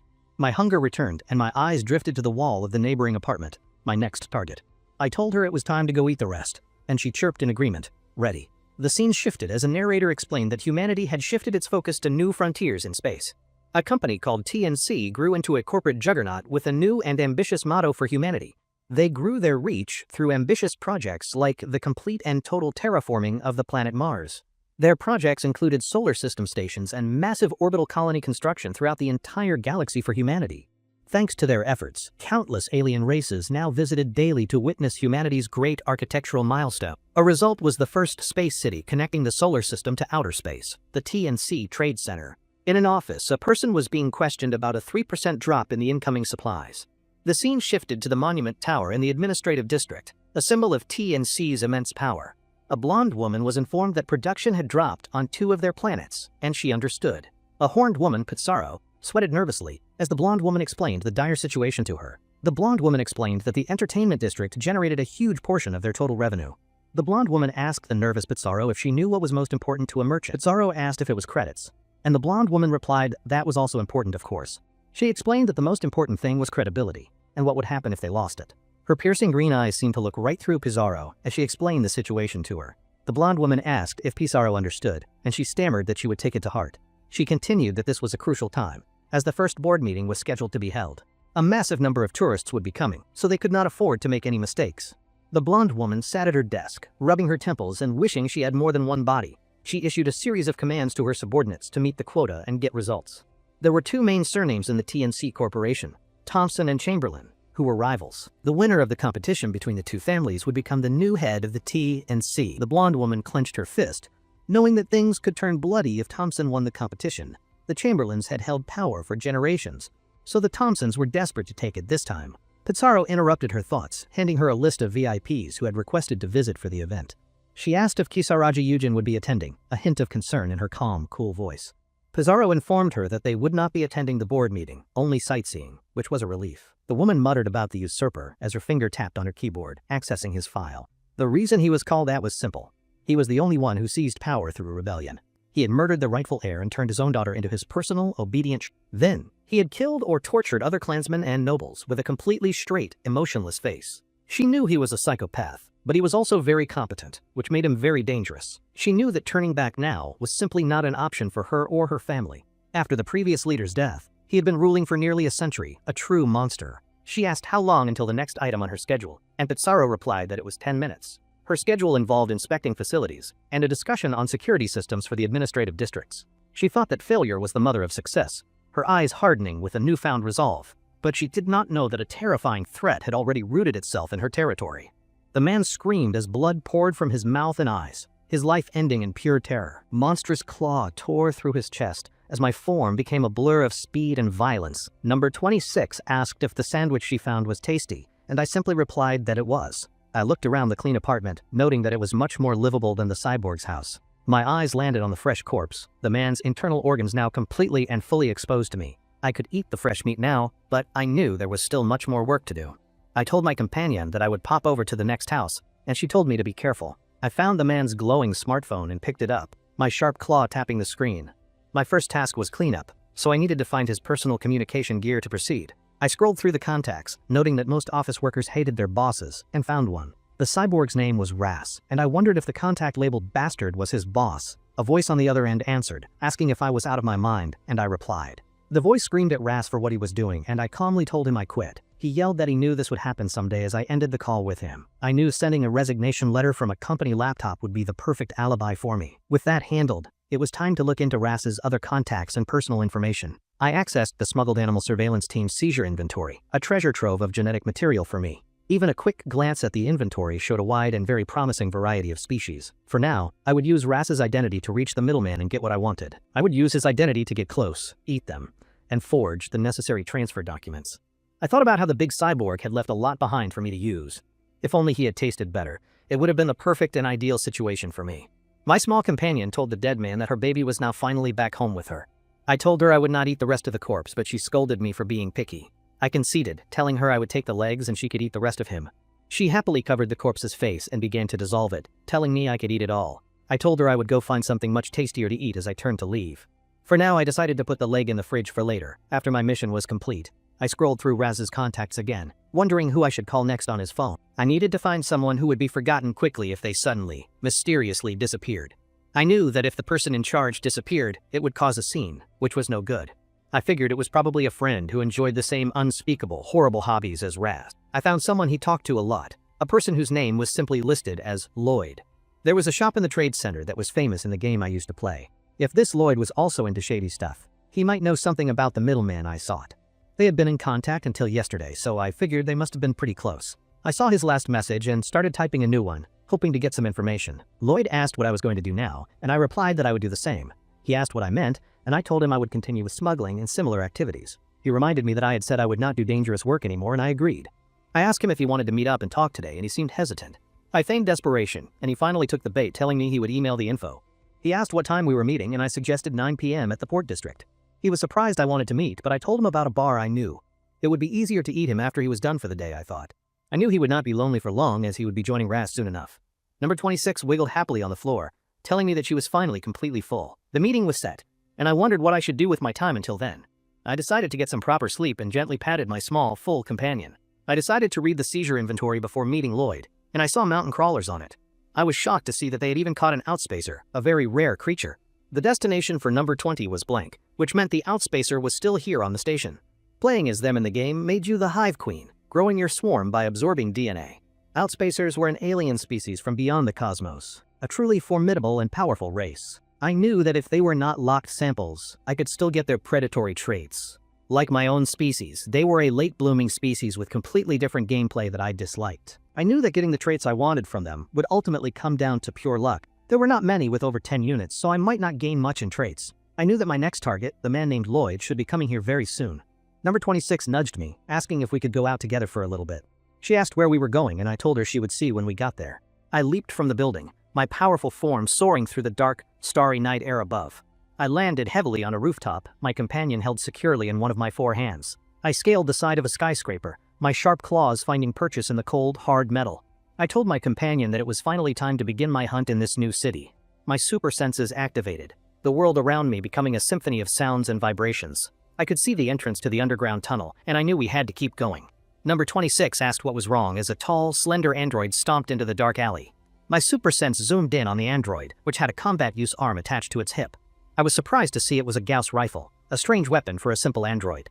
A Gauss rifle was a step weaker than a plasma weapon, but still a military-grade firearm. It was strange for an observational android to have such high-performance weaponry, and I was suspicious. The android's head swiveled, its glowing eyes scanning the area with cold, mechanical, unnerving precision. This was a place where many events were held in the game, so the alert level was high. As the android continued its patrol, I slipped away into the shadows, a silent, unseen predator. I crouched in the darkness, realizing that nothing was wrong when I had first come back here. I knew that I would have to be much more careful from now on in this new place. Number 26 asked where I was going as I dropped down into the dark underground tunnel. I had planned to spread my spores, but if an event was being held, that changed everything. I covered the walls of the tunnel with my green goo, setting up my surveillance network. I knew I needed to establish a surveillance network immediately to keep an eye on things. I used my super senses to scan the area one last time, confirming no one was here. I lifted a ventilation grate, securing my escape route in case I needed to use it later. I told my companion to wait here, but she insisted on coming with me to the surface. I explained that the enemy would be afraid of her, and she reluctantly stayed behind in the tunnel. I assumed my human disguise and found a dark, secluded alley, the perfect place to hunt. I felt a flicker of surprise as my target finally came into view in the dark alley. I had thought that Lloyd was a man's name, but my target was a woman instead. I called out to her, my voice a perfect imitation of Lass's, and she turned to me. As she got closer, I saw she was just an ordinary woman and made a crude suggestion. She replied that this was not a conversation for polite company, and I had to agree with her.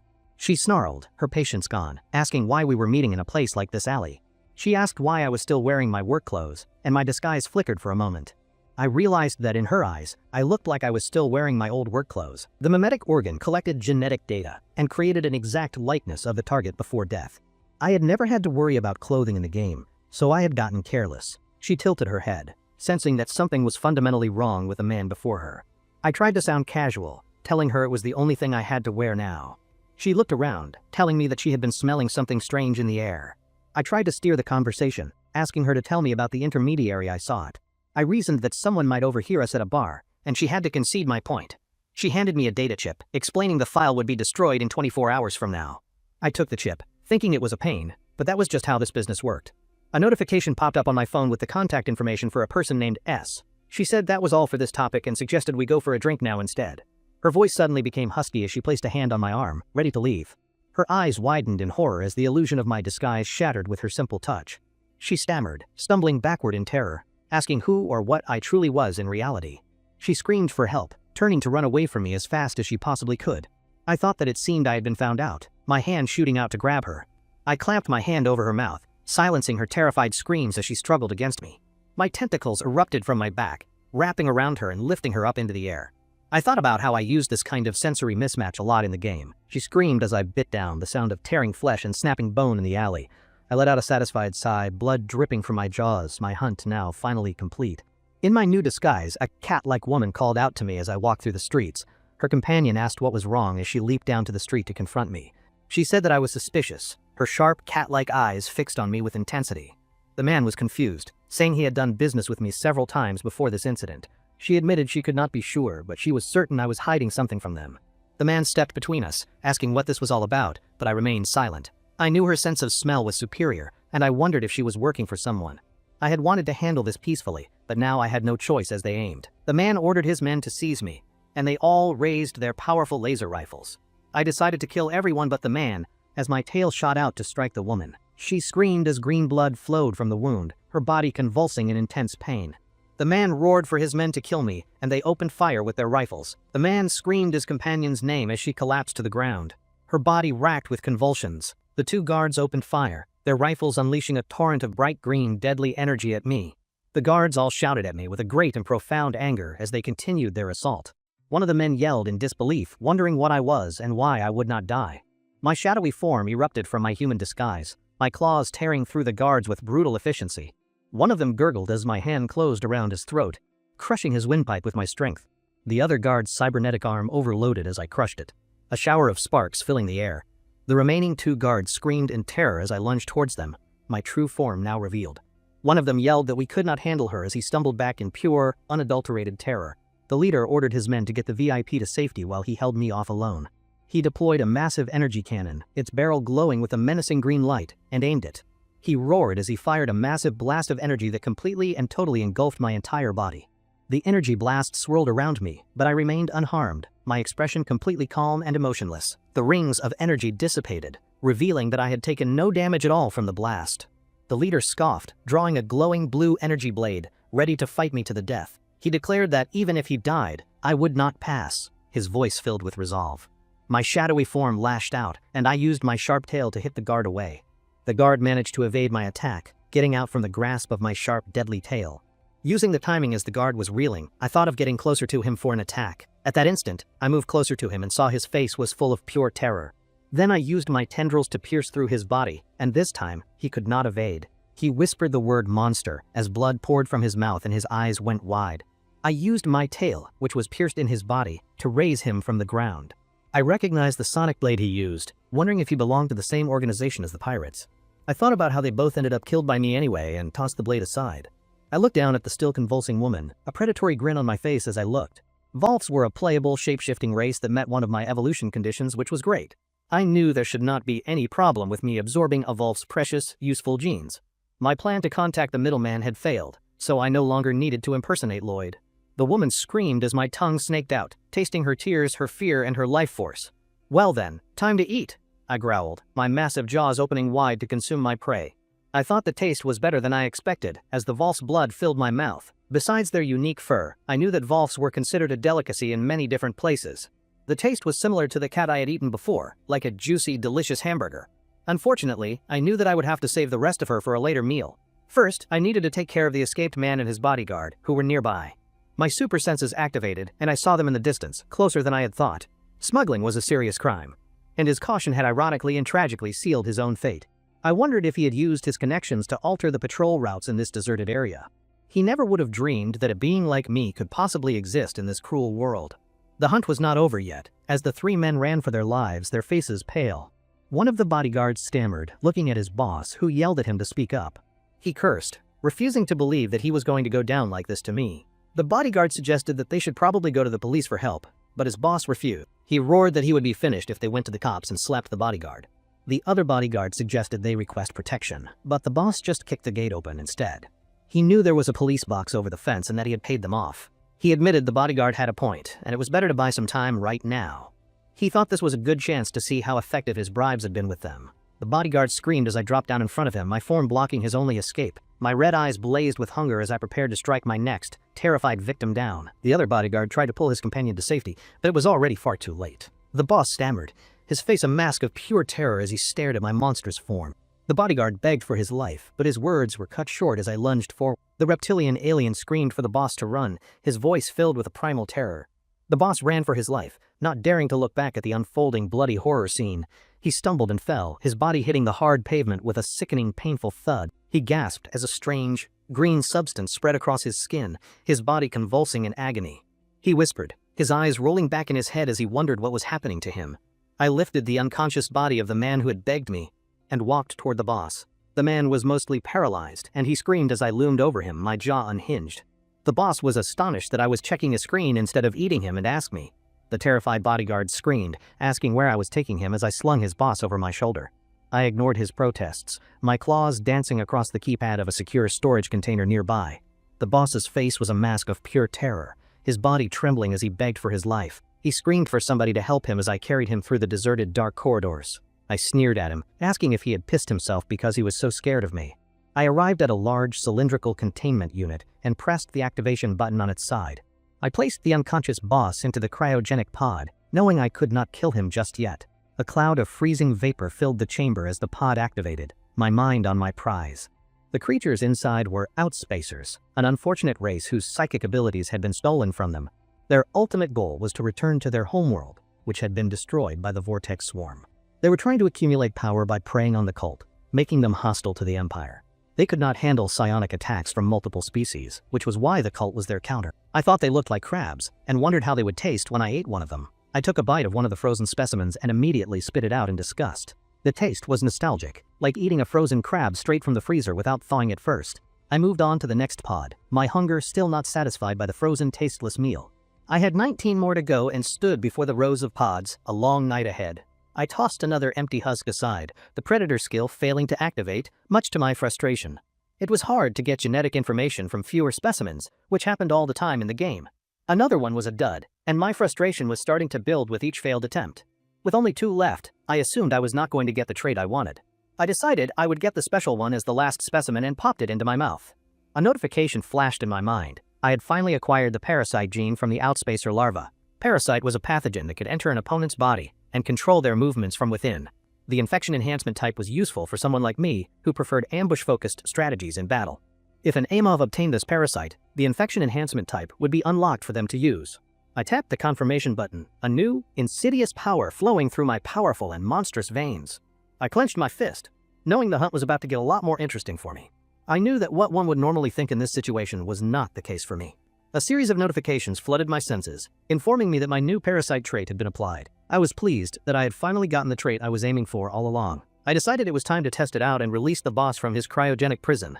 He gasped, scrambling to his feet and desperately looking for a place to hide from me. He felt a flicker of hope as he realized he was starting to be able to move again. He screamed as I grabbed him, my sharp claws digging deep into his soft, fleshy skin. He yelled, his eyes wide with terror, asking me what I was doing to his body. He screamed for me to stop as a black, writhing parasite emerged and burrowed into his eye.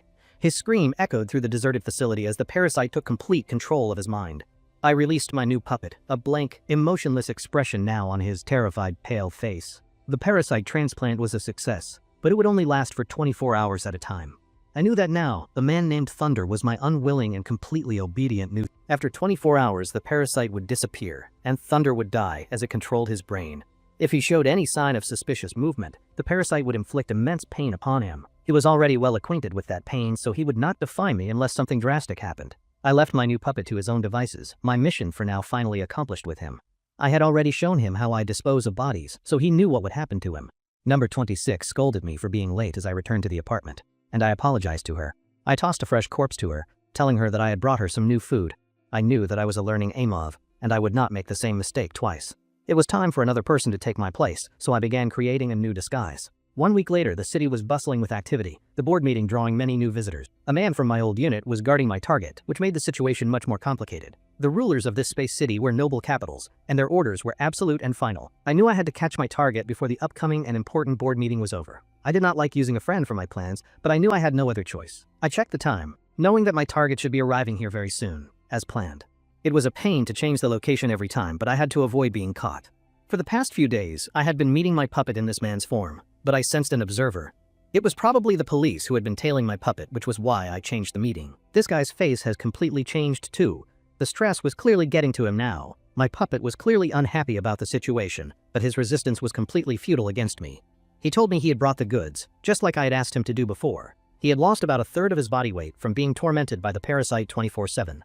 He begged me to stop the pain, his body shaking uncontrollably from the immense, constant stress. I knew he was more afraid of the parasite in his head than he was of me. He gasped as the old parasite was forcibly and painfully ejected from his now empty eye socket. He screamed as the new, fresh parasite burrowed into his mouth to take control of his brain. The old parasite dissolved into a puddle of blood and gore on the floor of the room. He groaned, clutching his throat as the new parasite settled into its new home inside him. I asked him about the goods he was supposed to have brought me, my voice a low growl. He stammered that he would get them right away and quickly accessed the inventory for me. He said he would wait here, and I slowly backed away from him, my plan proceeding. I asked my companion if we should wait outside, but she said it reminded her of her homeworld. I looked at the list of creatures, 5 plant lizards and 1 mutant fairy wing, which was interesting. I was surprised to see a mutant on the list, as they were extremely rare in the game. I had never seen a mutant fairy wing before, not even in the game I used to play. My companion asked what was wrong, and I told her that this was not a fairy wing. It was the larva of a Galagon, the so-called dragons of space, a blue Galagon specifically. It was a living creature based on the dragons of legend and behaved differently in the game. They moved together like a pride of lions, protecting the blue Galagon with their lives at all costs. In the game, this behavior was a unique trait, the ability of the blue Galagon to summon kin. If the system in this world worked the same way, then this situation was beyond dangerous. I wondered how they had managed to capture it, as it was not something easily smuggled. I knew something about this was off, but I was sure of one thing above all else. Someone was trying to sabotage the center of this unique and very important trade route here. I decided that I would try to figure out what was happening inside the facility first. My puppet stammered, asking why I had called for him, his face pale with a new fear. I asked what the creature was, and he replied, asking me which one I meant. He stammered that it was a winged fairy, his eyes wide with a mix of fear and confusion. It seemed he did not know anything, so I had no choice but to press him for more. I asked who had taken it out of here, and he replied that he thought it was Jade. He confirmed it was Jade Russell, who had been captured but escaped right away from the prison. I had heard that name somewhere before, and then I finally remembered where I had heard it. It was Arnold Russell, the subordinate of the woman I had fought on the research vessel Meteor. His boss possessed the signature Galagon claw, so he would know where their habitat was located. In other words, the Eugene family circle had tried to attack the city of Claw Test before. I asked if there was a festival happening in the city, and he looked at me, confused. He replied that I probably meant the board of directors meeting, which was a major upcoming event. He explained that at the meeting, they would choose the next CEO of the entire mega corporation. He informed me that there were only 23 days remaining before the important, fateful meeting. Finally, things were starting to make sense to me, as similar situations happened in the game. It was an event that all mega corporation players eagerly anticipated, a massive, bloody, civil war. The CEO was elected through voting, and players whose clan won gained immense privileges and power. In order to put their own faction's candidate in the seat, they used any means necessary. Most likely, the woman had ordered Jade to smuggle the creature for the board meeting. He was most likely hiding somewhere in the city, biding his time for the right moment. The Galagon's abilities were something I desperately wanted, but the timing was absolutely terrible for me. I said that we were here as a blue hand protruded from the open cryogenic pod. Number 26 whispered that it moved, and I told her that I had seen it too. I knew we had to get it into the freezer before it had a chance to wake up. A bead of sweat rolled down my human face as I watched the small creature stir. The Galagon's eyes snapped open, revealing pupils of pure, innocent, and childlike curiosity at the world. A wave of psychic energy washed over me, a silent scream of terror from the small creature. The creature's fear was palpable, a powerful and overwhelming psychic force that filled the entire room. The psychic energy intensified, a maelstrom of fear and power that threatened to overwhelm my senses. My puppet screamed, clutching his head as the psychic assault brought him to his knees in agony. It was small, but it had the innate Galagon telepathic power, which was incredibly strong. I tried to soothe the terrified creature, whispering to it to calm down and be quiet. I whispered to the small creature, telling it that I would not hurt it at all. The Galagon's psychic assault lessened, its fear giving way to a cautious, childlike curiosity about me. It transmitted that it trusted me, and I wondered if it mistook me for its kin. I realized it was because of the tentacles on my head, which resembled a white Galagon's.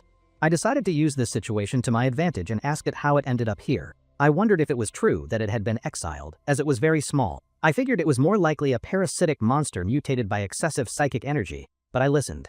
If it was exiled, then its kin would not come if it summoned them, which was good. But then I had another, much more interesting and far more useful thought about the creature. This meant that I could devour him without any worries at all, which was simply perfect. The Galagon begged for its life, promising me something in return for its continued existence. It told me that it would give me a great and valuable reward if I spared it. I asked it what valuable thing it could offer me in exchange for its own life. It offered to take me to the dragon's nest, its eyes wide with a desperate, pleading hope. I knew that the dragon's nest was a treasure trove, the perfect place to harvest genes. Besides, eating a Galagon was mandatory for me to enter my half-mature stage of evolution. It was better to use this chance to get the location of the nest from the creature. I warned it to stay calm and not to do anything stupid, my voice a low growl. In other words, the Galagon was telling me to decide its fate. It was all settled now.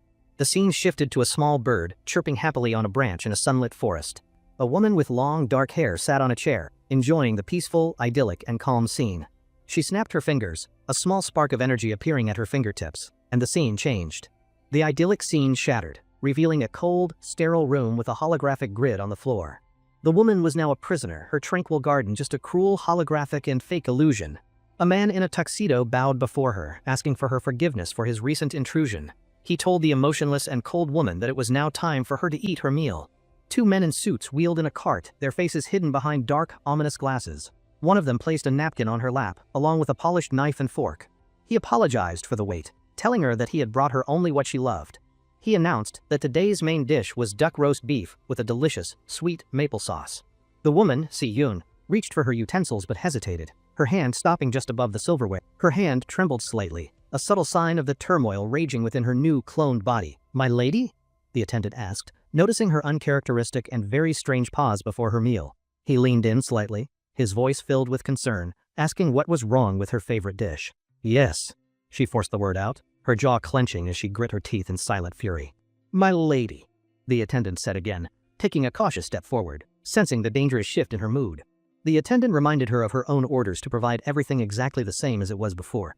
He asked nervously if they had done something wrong, his voice trembling slightly with a new fear. The truth was, they had succeeded perfectly with the cloning and the soul transfer technique they had used.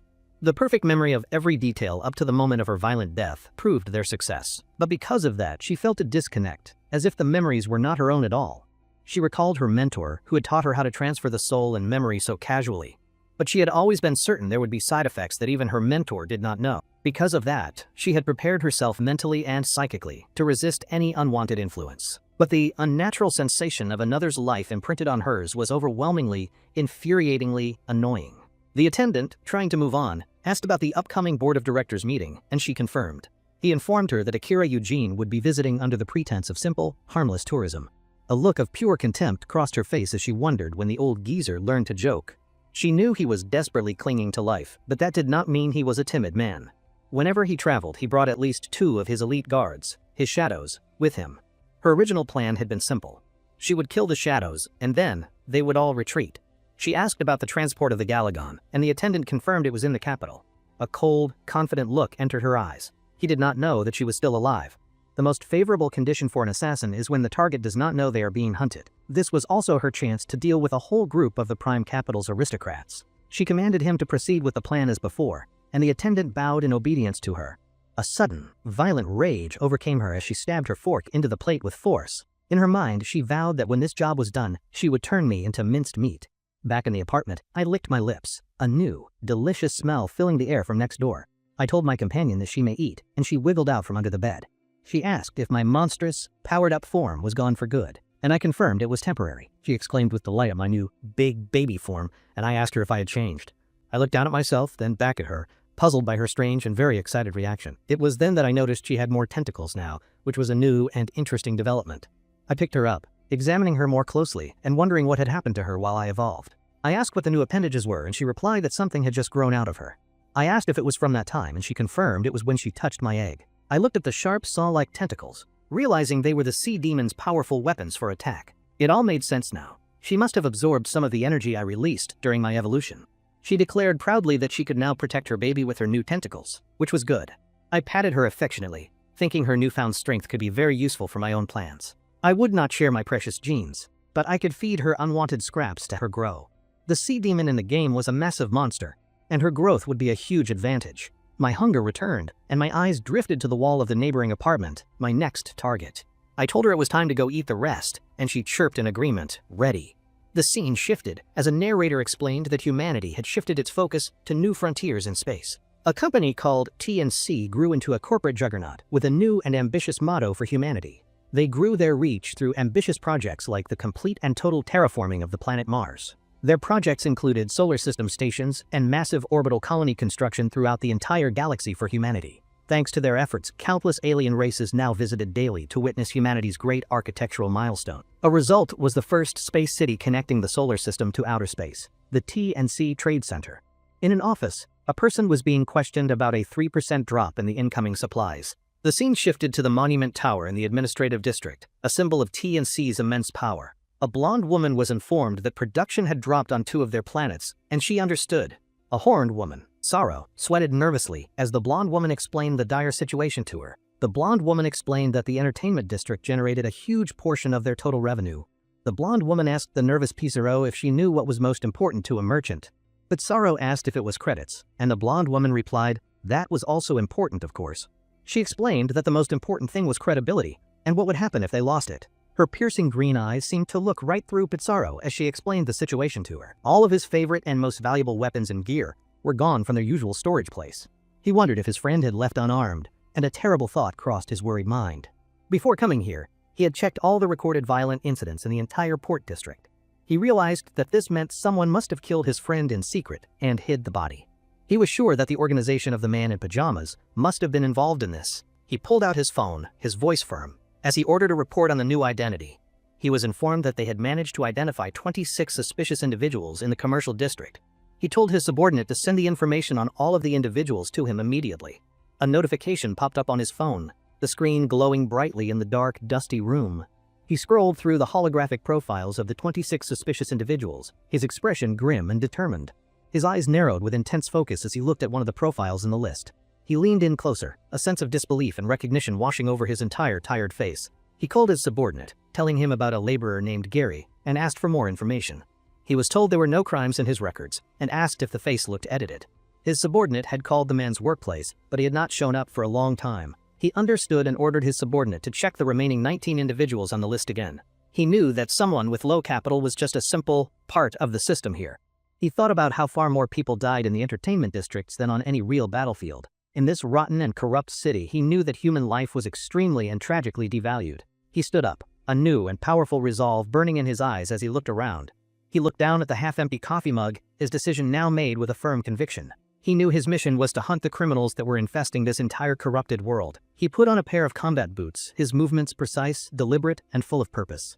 He gave himself one last look in the reflection before heading out to do his sworn duty. He arrived at the apartment building, wondering if this was the place where the man lived. He determined that the apartment was on the 3rd floor and headed up the dark, silent stairs. The building was made from cheap materials, and he knew a friend who lived in a worse place. He thought about the terrible soundproofing as a bead of sweat rolled down his forehead in anticipation. He stopped, a sense of deep and profound unease washing over his entire, tired and weary body.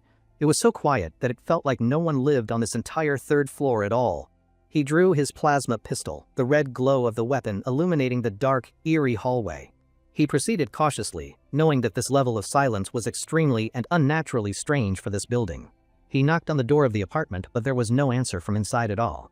He knew that he would technically need a warrant to enter the apartment right now as a detective. But he also knew that waiting for a warrant would give his suspect time to get away. He pulled out a device and overrode the lock, a wave of blue energy washing over the door. He gasped as he stepped inside, the stench of blood and death hitting him like a wall. He recognized the smell of blood as he stood in the doorway of the dark, silent apartment. At first glance, it looked like everything had been cleaned up, but he was not so sure.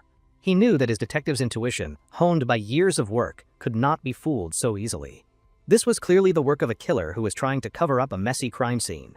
His eyes darted around the room, taking in every single detail of the suspicious, clean apartment. He exclaimed that he had found it, his eyes landing on a faint blood stain in the fridge. He excitedly said into his phone that he had discovered the person who conspired with the broker. He yelled that the location was the 3rd floor, and that he needed immediate backup right now. Meanwhile, I was busy feasting on my latest kill, a series of notifications flashing in my mind. The hunt had finally paid off, as I had successfully acquired the wild beast claws gene. The wolf must have been the last resident on the 4th floor, an unexpected but welcome trait. I was pleased, especially since I had been lacking a body-related ability until now, and I accepted. My claws sharpened and elongated, becoming a new, deadly, and very powerful weapon at my disposal. I knew if I used this to clear the remaining floors, I would fulfill my evolution requirements. The problem was the location, as an assault on the administrative district would be very challenging. The evolution requirements would take time, but they were progressing, so there was no need to rush. The assault would have to wait until I acquired the psychic enhancement type, which would take some time. And until then, I had other things to worry about, as I sensed a new presence nearby. I heard someone on the comms, reporting that a criminal had attacked police officers and needed reinforcements. I wondered if it was a policeman who had somehow managed to survive my previous brutal attack. The voice on the comms confirmed a connection to the broker's case, and that the suspect was armed. I was surprised that the police had arrived so much faster than I had originally expected them to. Now, fulfilling the evolution condition for intelligent humanoids might become a big problem for me here. I knew that there were only 2 options left for me now. I could either run or fight. It would not be easy, as he had already called for backup, and running was also a bad idea. I realized that there was only one way out of this situation for me and my companions. I had to stay and fight them, no matter what the cost would be to my own body. They would have an overwhelming advantage, so I needed to be ruthless and create chaos and panic. I decapitated one of my victims, the head rolling across the floor as a grim warning to them. I told my companions that I had brought them food, and they were very happy to see it. All right, I said to myself, my mind already formulating a new and much more complex plan. I knew I still had a bit of time left, and I needed to plan the fight carefully. I surveyed the residential complex, noting its 6 floors and the layout of the apartments within it. The basement had service rooms, and there was no elevator, so they would have to use the stairs. I knew the main force of the assault team would be androids with the building's schematics uploaded, but I also knew they had issues with independent decision-making, so humans would be necessary for them. They would be armed with Gauss rifles, but defending against the tungsten rounds would not be hard. But the weapon they used last time might be a problem, and my defense would not hold. I needed to remove that factor and take out those with that kind of weapon first. I knew the little dragon was still young, but he was strong enough to hunt the police. If he struck their weak points, he could take them down without any trouble, and I would help. I told both of my companions to come to me, and they immediately obeyed my direct command. One of them said they were still hungry, and I told them that a lot of food would come. I thought about how this residential complex used to be my peaceful and quiet, solitary refuge. A police car pulled up to the building, its red and blue lights flashing in the darkness. A voice commanded the androids to be deployed at the main entrance and to surround the building. The commander told his assault team to check their equipment and report any abnormalities they found. A man yelled at the commander, asking if he was out of his mind to do this. He demanded to know the meaning of this, introducing himself as the commander of port security. He asked why a reinforced police unit was deployed for a simple operation to catch a broker's accomplice. He also asked if the commander was aware of the sudden searches at one of the warehouses. He declared that this was a clear and blatant, undeniable and unforgivable abuse of his authority. The commander asked him how he knew about the searches, his voice cold and very menacing. He explained that it was an internal investigation and that he had not notified the port administration. He revealed that the broker's bodyguard, a former soldier, had been killed, which was a surprise. The commander explained that he had reported all of this directly to his own superiors, who helped. The man screamed that this was rebellion, a clear and unforgivable act of high treason. He gasped as the commander grabbed him by the throat, his airways suddenly and violently constricted. The commander told him that overthrowing a corrupt leadership is sometimes necessary for the greater good. He told the man that his game was over and threw him to the ground in disgust. The commander told the man that he had better think about how to clean up this mess. He thanked the others for their help with the detainment and welcomed the detective to the team. An android introduced itself as M01 and was told to take command of the entire operation. The android told the detective that they were ready to follow his orders, and he understood them. He explained that their goal was to seize evidence and possibly detain a member of the organization. He noted that his equipment had been updated with a new, reinforced tactical suit, which was useful. He was also given a small psycho shield for his left wrist, which was a new development. He was instructed to press the purple button on the lower part of the terminal to activate it. A hexagonal energy shield materialized from his wrist, its blue light illuminating the dark, gloomy room. He was told the equipment was provided as support and that he could activate it with his helmet. With that, he decided it was time to begin, and the first directive was to investigate the floor. He ordered everyone to put on their helmets, and they all complied with his direct command. He thought to himself that everything should go smoothly with their new equipment and their detailed plan. The enemy had no idea that the police would be armed to the teeth with cutting-edge technology. All of the armed security teams of the station were true, hardened, and experienced combat veterans. Plus, he knew that they had the support of the powerful and loyal combat androids with them. He thought it would be strange if they failed. As the residents of the first floor were arrested, he ordered everyone else to move to the second floor to continue their search for the suspect. He told them to begin the search, and that the protocol would remain the same as before. He ordered them to report immediately if an abnormal situation occurred on any of the floors. The android reported that there was a problem on the first floor, as a connection was lost. The android reported that 2 of their units had lost their signals, and he requested confirmation. There were 13 officers on the first floor, and it had been thoroughly searched with no result. Another android reported that one of their units had been destroyed due to an external impact. The android confirmed the situation and ordered them to report any other abnormal situations that occurred. A soldier gasped as a wave of psychic energy washed over him, catching him by surprise. He clutched his head, his body racked with convulsions as the psychic assault intensified with power. Another soldier yelled that it was a psi attack, as his companion's neck was snapped by something. The commander ordered all units to activate their psycho shields and to gather data on the enemy. The soldiers screamed as the psychic energy tore through their shields, their minds and bodies overwhelmed. A soldier screamed for help as he was dragged into the darkness by an unseen, powerful force. His screams were cut short as a monstrous hand dragged him from the window into the darkness. The commander gasped, his eyes wide with horror as he witnessed the gruesome, bloody scene unfold.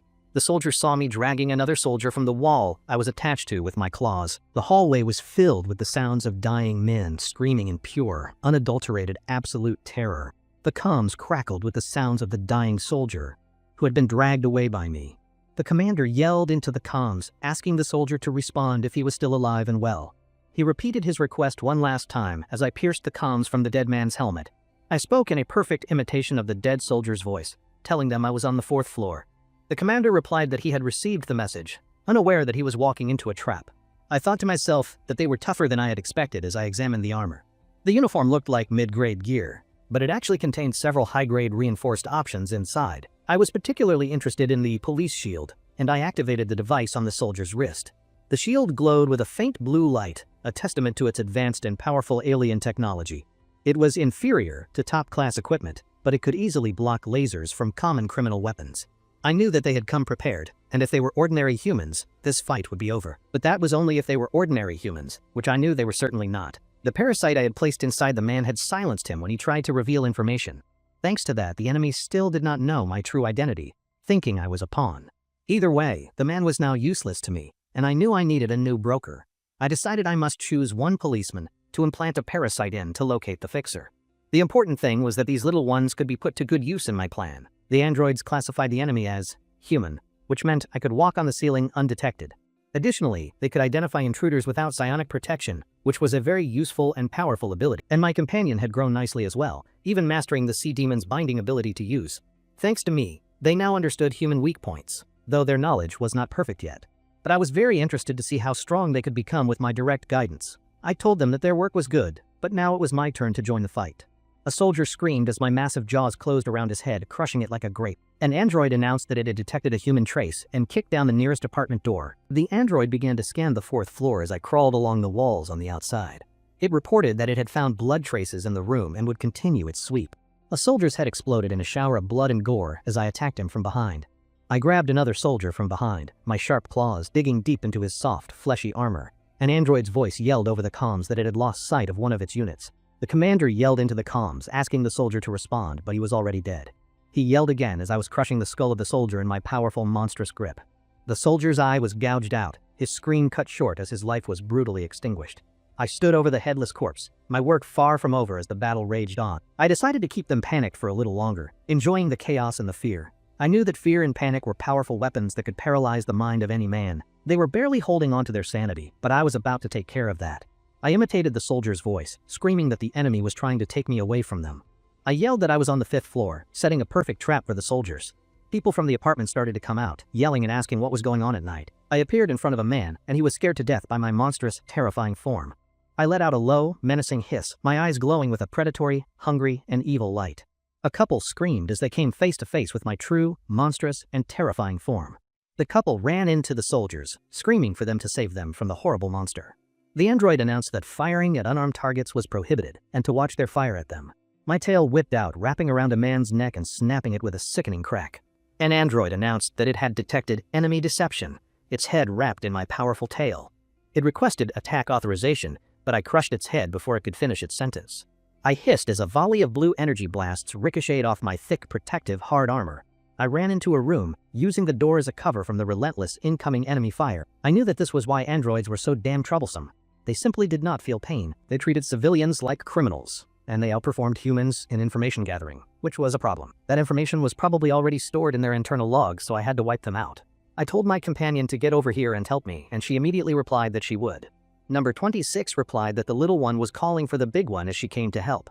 I announced my presence with a low, menacing, and very threatening growl that echoed through the room. I knew that they were closing in fast and quietly, which meant they were well-trained soldiers. Their stealth was a clear sign that they had received proper and very extensive military training.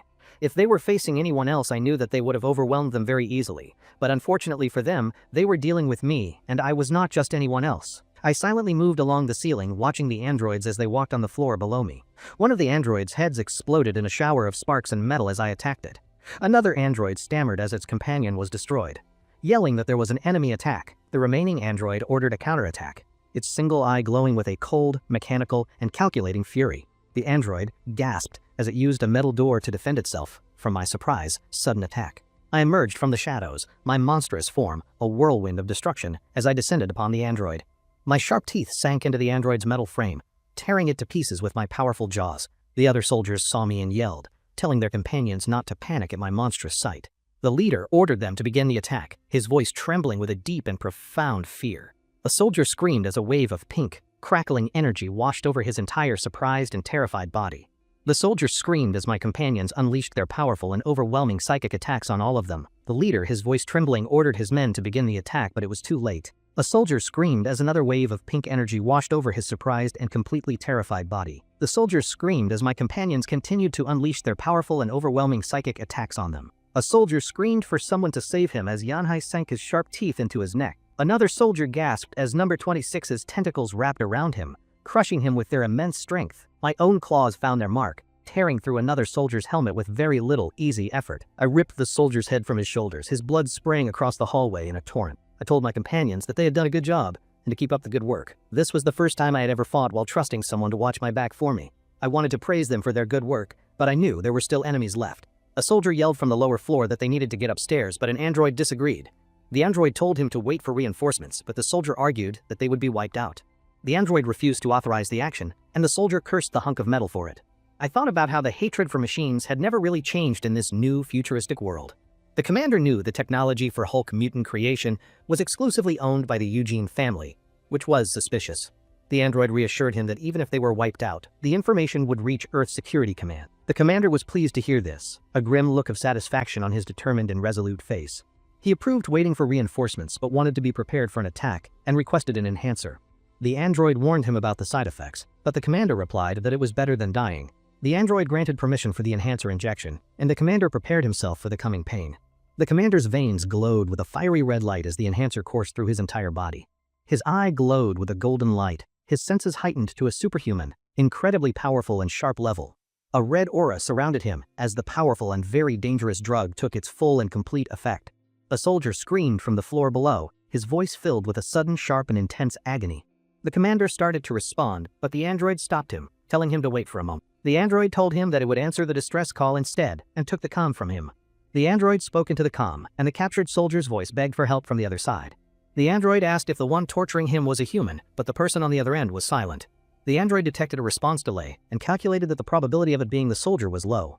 The android declared the soldier to be killed in action, and I was shocked by its intelligence. The android ordered everyone to change frequencies, explaining that the enemy could imitate voices and was dangerous. The new protocol was that if communication was lost, the person was to be considered dead, and I was impressed. I realized that they knew I was not human, and that one of the officers must have seen me.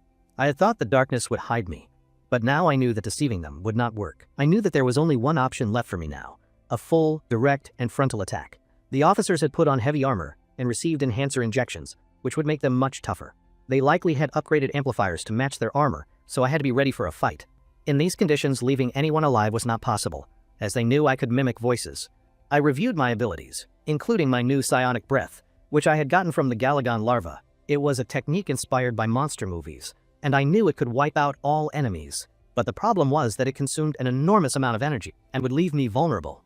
I decided that this powerful and very draining method should be kept as my last resort. For now, I knew I needed to execute a two-sided strategy perfectly to win this battle.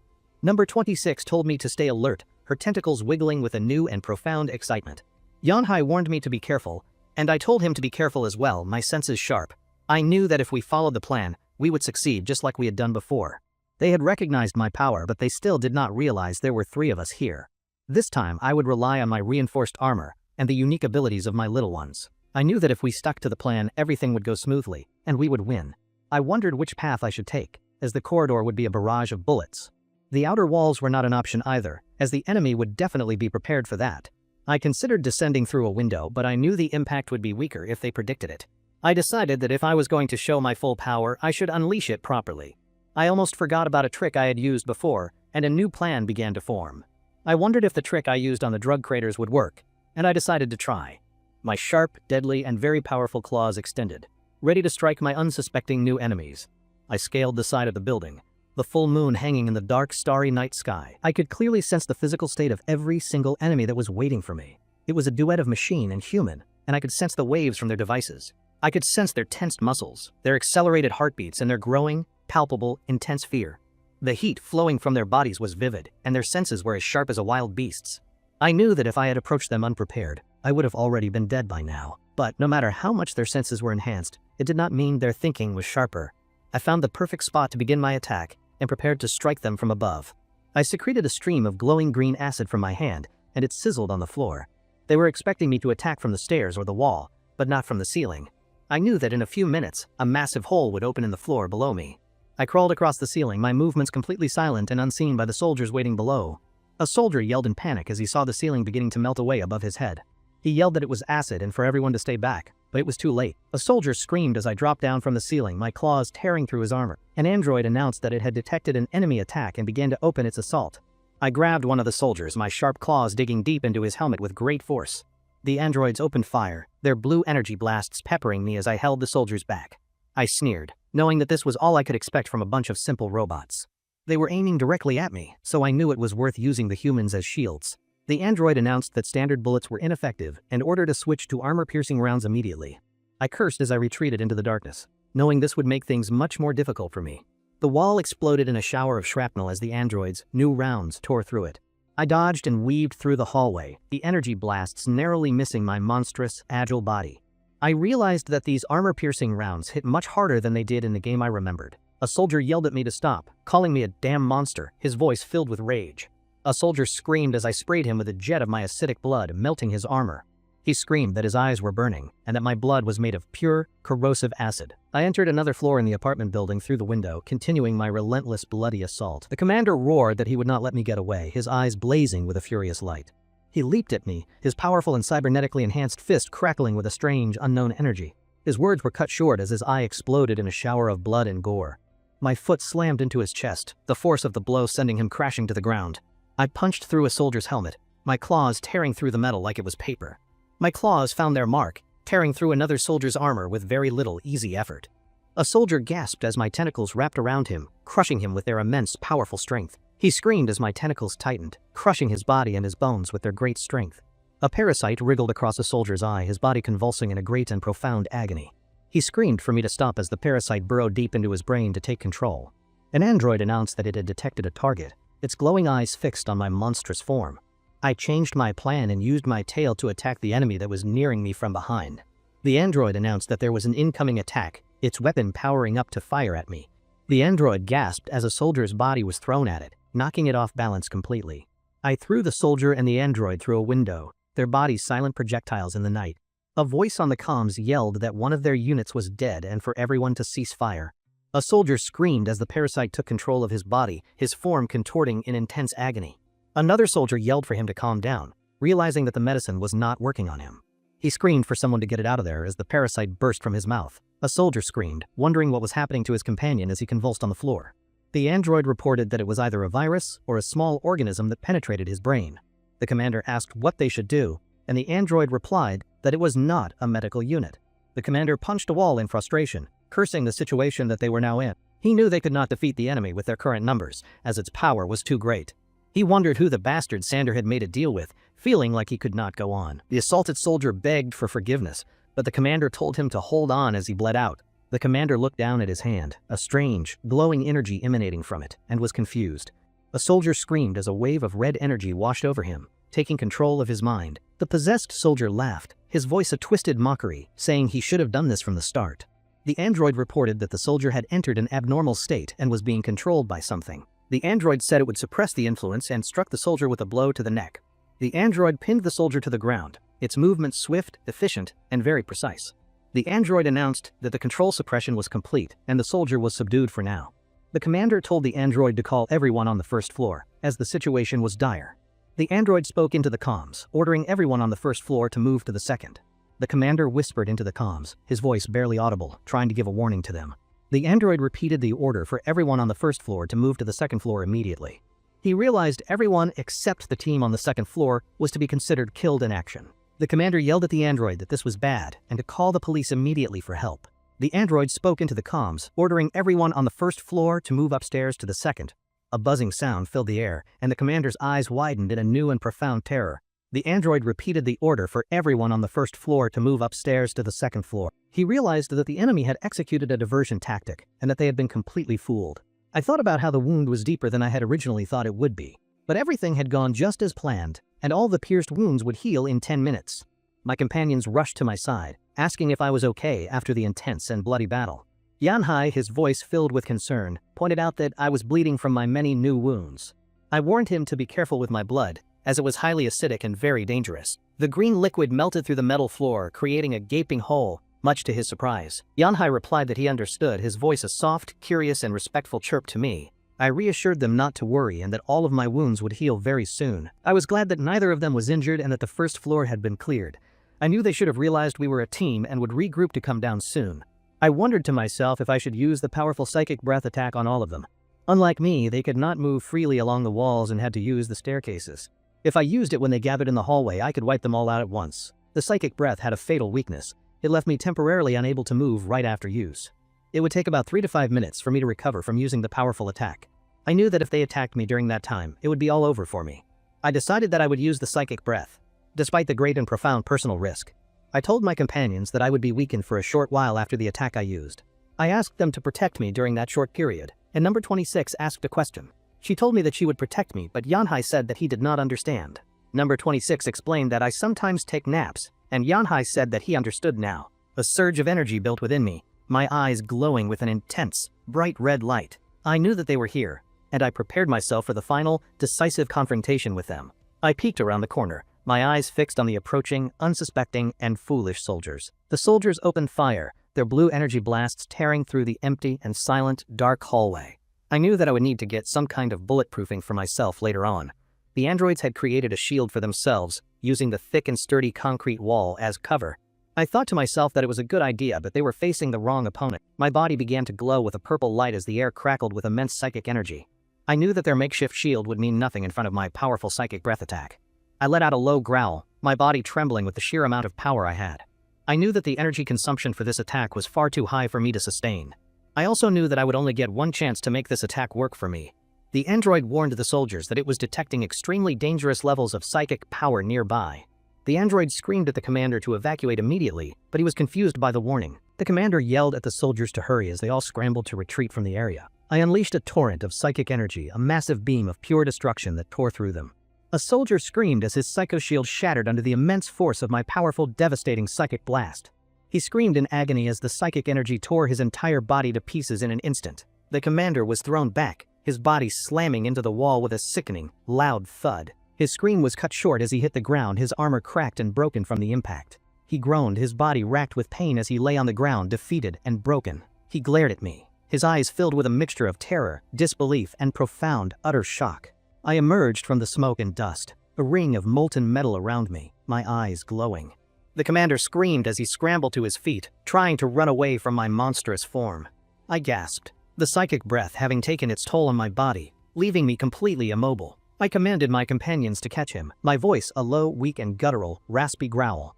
Yanhai, his voice filled with awe, exclaimed that what I had done was truly unbelievable. The commander muttered to himself, his body trembling with a mixture of fear and utter exhaustion. He screamed that he would not accept this. that there was no way he could be defeated. He could not believe that the Eugene family was controlling a monster as powerful as me. He knew that I was a demon who could burn the whole city and that he had to stop me. He screamed that he did not care how many casualties there were. They had to kill me. He turned to flee from the scene, but he knew that it was already too late for him. He roared that reinforcements like this would not change anything as a fleet of police cars arrived. An android confirmed the arrival of the security team's reinforced police combat suits and their leader. The commander screamed for them not to go as an android held him back from the fight. The android asked the commander if he was Chief Inspector William, but he just screamed at them. The android confirmed that he had severe second-degree burns and signs of delirium and needed help.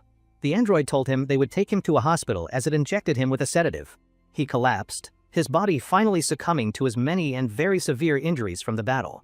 The android reported that first aid for the injured was complete, and that they were leaving now. A soldier in one of the police cars looked at a monitor, a confused expression on his face. His eyes widened in horror as he saw the strange and very unsettling image on the screen.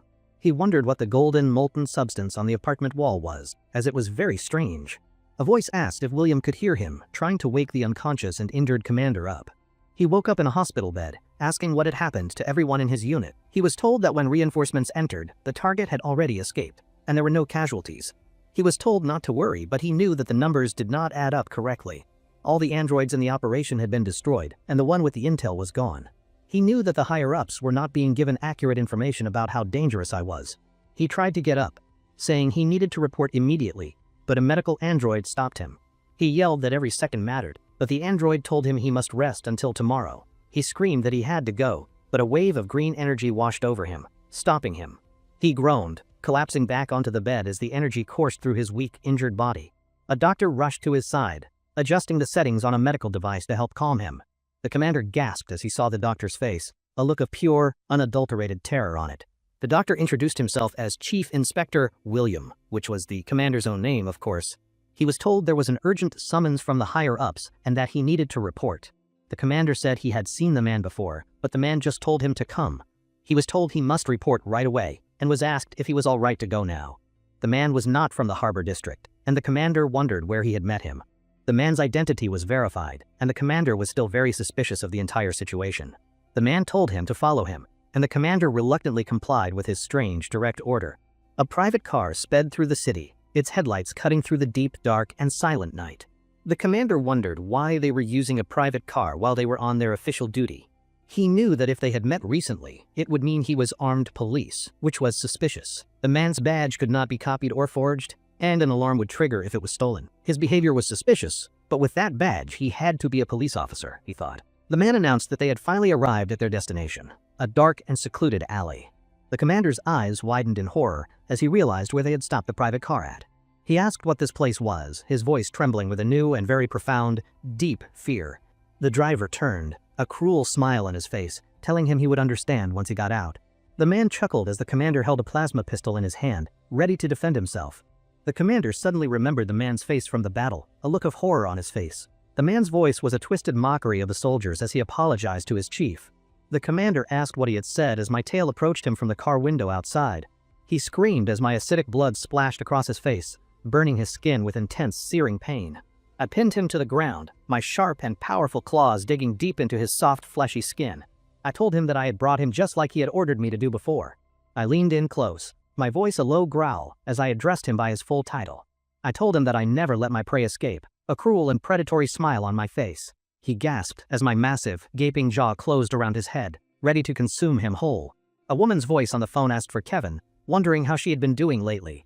She said she wanted to interview the chief inspector who took part in the housing district operation. She was told he was off today and asked if she could have his home address instead. She was given the address and thanked the person on the other end of the phone call. She thought to herself that this was perfect, a wicked and very cruel smile on her face. She vowed to get every last piece of information out of him as she headed to the metro. She was in awe of the luxurious houses in the residential district as she walked through them. It was a stylish area with marble-paved streets, far more luxurious than any other district here. She found the address she was looking for, a large and impressive house in the neighborhood. She paused, a confused and very suspicious expression on her determined and pretty face now. The windows were sealed up, and the curtains were tightly drawn, which was very strange for a house. She thought that if he was mentally unstable, it would make her job much easier to do. She rang the doorbell, a bright and disarming, friendly, and cheerful smile on her pretty face. She introduced herself as a lead reporter from Daily Mars and saw the man with the parasite. She asked if she could ask him about the incident in the residential district, her voice sweet. He told her that he could not answer that and tried to close the door on her. She blocked the door with her foot and pressed him for more information about the incident. She threatened to write the article with the limited information she had if he did not cooperate.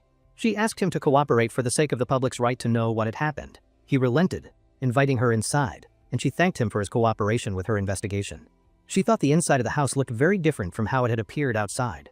Her eyes landed on a bottle of pills on a dresser, and her suspicion grew even more. She realized it was the strongest over-the-counter painkiller available, which was a very strange thing. She thought his irritated attitude was strange and wondered if this was her lucky break today. He told her he was busy and to make it quick, and she replied with a smile. She told him that she would begin the interview now and took out her small recording device. She asked him to go over the basic outline of the operation for her new article. She moved on, asking if he knew anything about the people the deceased Mr. Sander worked with. He told her that he could not answer that question, and her expression immediately soured with it. She told him she was saying this for his own good, and he asked her what she meant. She threatened him with her powerful family, but he just asked if she thought they could protect her. He told her to be careful, as his warning might not mean anything anymore since she was inside. He told her that this was the end of the interview, his voice cold and very final. She thanked him for his cooperation as he showed her to the door of his house. He told her not to walk alone at night, his voice a low and menacing, threatening whisper. She asked what he had said as he slammed the door in her face with a bang. She pounded on the door, yelling and asking what he meant by his strange, ominous warning. She stood in the hallway, her anger growing as her phone began to vibrate in her pocket. She answered the phone, realizing that it was the branch director calling her right now. She told him that it was done, and that the interview had been a huge success for them. She told him that she would come over right away as the parasite peeked at her.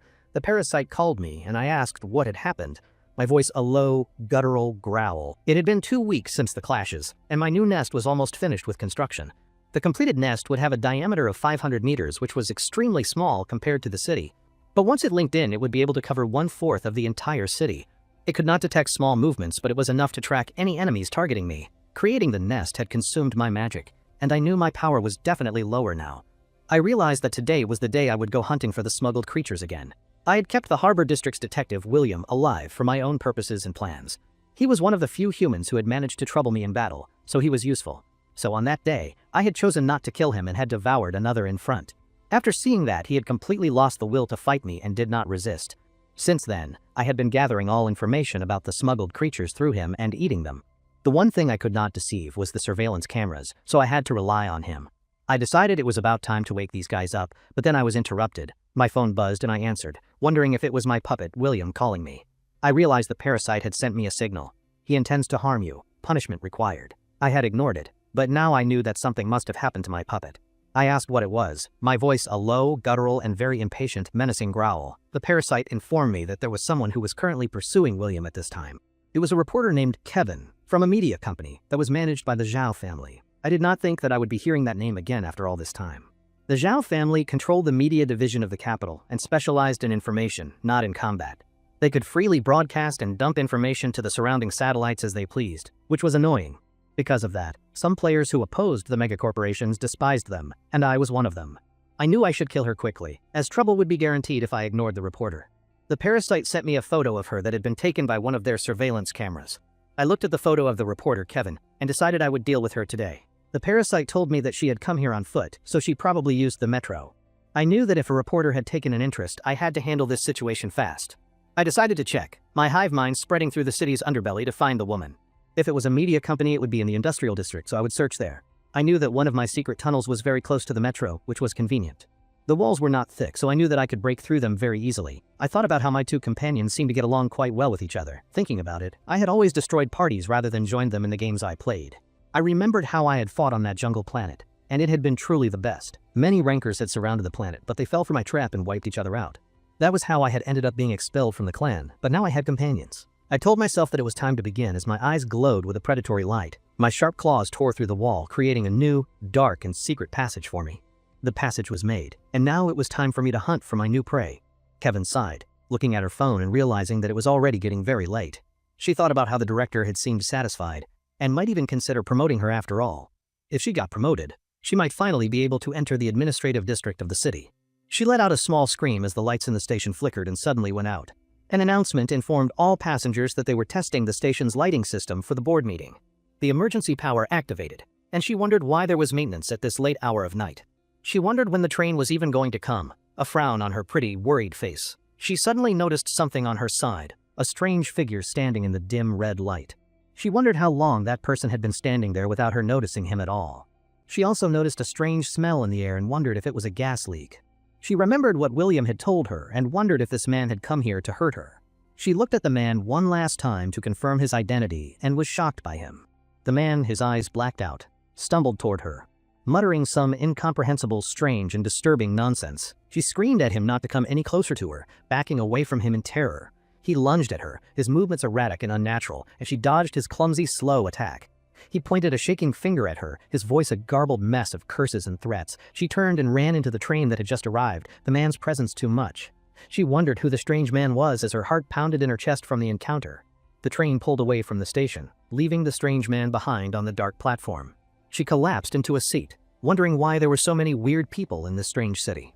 She smelled that strange, sweet, and unsettling odor again, and her eyes widened with a new fear. She saw a police officer on the train and wondered why he was there at this hour.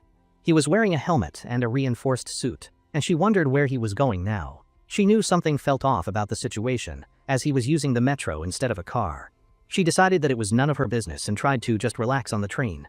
She decided to take a quick nap while she could, closing her eyes and trying to rest. She cursed as she smelled that strange, sweet, and unsettling odor again, her eyes snapping open. Her eyes widened in terror as she realized what was happening right in front of her. I loomed over her, my monstrous form filling the small and cramped, empty train car with my presence. She screamed, dropping her phone in terror as she scrambled away from my monstrous, terrifying form. She screamed for help as she ran away from me, her heart pounding with a new terror. She gasped as I inflicted a slight, paralyzing wound on her back, injecting my green poison into her. She collapsed to the floor of the train car, her body limp and completely and totally lifeless. I thought to myself that it had been close, and that I had nearly lost her. I had planned to paralyze her under the lights and take her away, but a man saw me. While I was debating what to do, the man came closer, and she escaped into the metro. I thought about how she had died without listening to others, despite being a so-called reporter. I thought to myself that life was ironic by its very nature, a cruel and twisted joke. I wondered what she was thinking right now, if she did not want to die from this. I did not care, as it did not matter what she was thinking in her final moments. What mattered was that this woman had become food for my preparations and my own evolution. I thought that for a reporter, she seemed to be living pretty well, and the taste was good. I had been hoping for a fang-type trait, but the wolf's fur had made it hard to eat. I thought that since she made a living with her mouth, it should yield a fang trait. A notification flashed in my mind, but it was not the one that I had been expecting. I was in disbelief, as the trait I had gotten was not the one I had wanted. I had successfully acquired the chewing power gene from the human woman, which was a surprise to me. I had wanted a trait that enhanced fangs, and chewing power alone would not make a difference. My mouth structure combined traits of snakes and carnivorous beasts, a powerful and deadly combination of traits. But the chewing power trait biting itself became a weapon, a ferocious beast-type trait, which was great. With this, I now had 12 physical traits in total, and I only needed one more. I decided that given the situation, it was far better than getting nothing at all from her. My teeth glowed with a faint blue light as the new trait was applied and they grew. It had looked cute in the game, but in reality, it looked absolutely and completely terrifying. An announcement said we would soon arrive at the final stop, and I needed to get off. I knew there should not be anyone at the station, but the man from earlier bothered me. Judging by his reaction, he had probably already reported it, and they would be waiting for me. If that was the case, then I knew that there was only one option left for me. I braced myself, my powerful and monstrous muscles coiling up like a set of tight springs. I burst through the side of the train, my form a blur of speed and immense power. My super senses activated, and I noticed something different and strange around me in the station. As I suspected, the police were waiting for me in the train, but I was already gone. One of them yelled that the door was open and that there was a strange smell inside. Another one yelled that there was blood, but I was already long gone from the train car. The scene shifted to my nest, where my companions were, and number 26 was eating the dead. After some time, she got bigger in size after eating all the dead bodies in the nest. I entered the nest, and they both asked me if I had eaten already, seeing my size. I picked up my companion, and she asked if I had changed, and I replied that I had. Yanhai also complimented my mouth tentacles, calling them magnificent and very impressive to see now. I asked the Galagon if it liked tentacle shapes, and figured it was no problem for me. My companion said that she wanted to grow big fast by eating a lot of the food. I told her that letting her grow would be a major asset for me in the future. I knew I would be able to secure plenty of traits, but it was still hard to hunt. If they were not strong, I would have been in serious trouble in my previous fight. Her growth process was still unclear, but feeding her deep-sea lifeforms might accelerate her growth. I remembered there was a creature on the smuggling list that matched the criteria and called William. I told my companion that if she ate a lot, she would grow faster. and she was excited. I told her that we would find out as we went away to find more food for her. The scene shifted to the residential district, where a breaking news report was being broadcasted on TV. A man on the TV was reporting that an armed police officer had allegedly chased a woman. Another man listened as the TV reported that the District Security Bureau had denied the claims. The man on the couch eagerly watched as the reporter urged the public to refrain from statements. He picked up his vibrating mobile phone and looked to see who was calling him right now. He saw the caller and gave a faint, knowing smile, saying that it had finally started.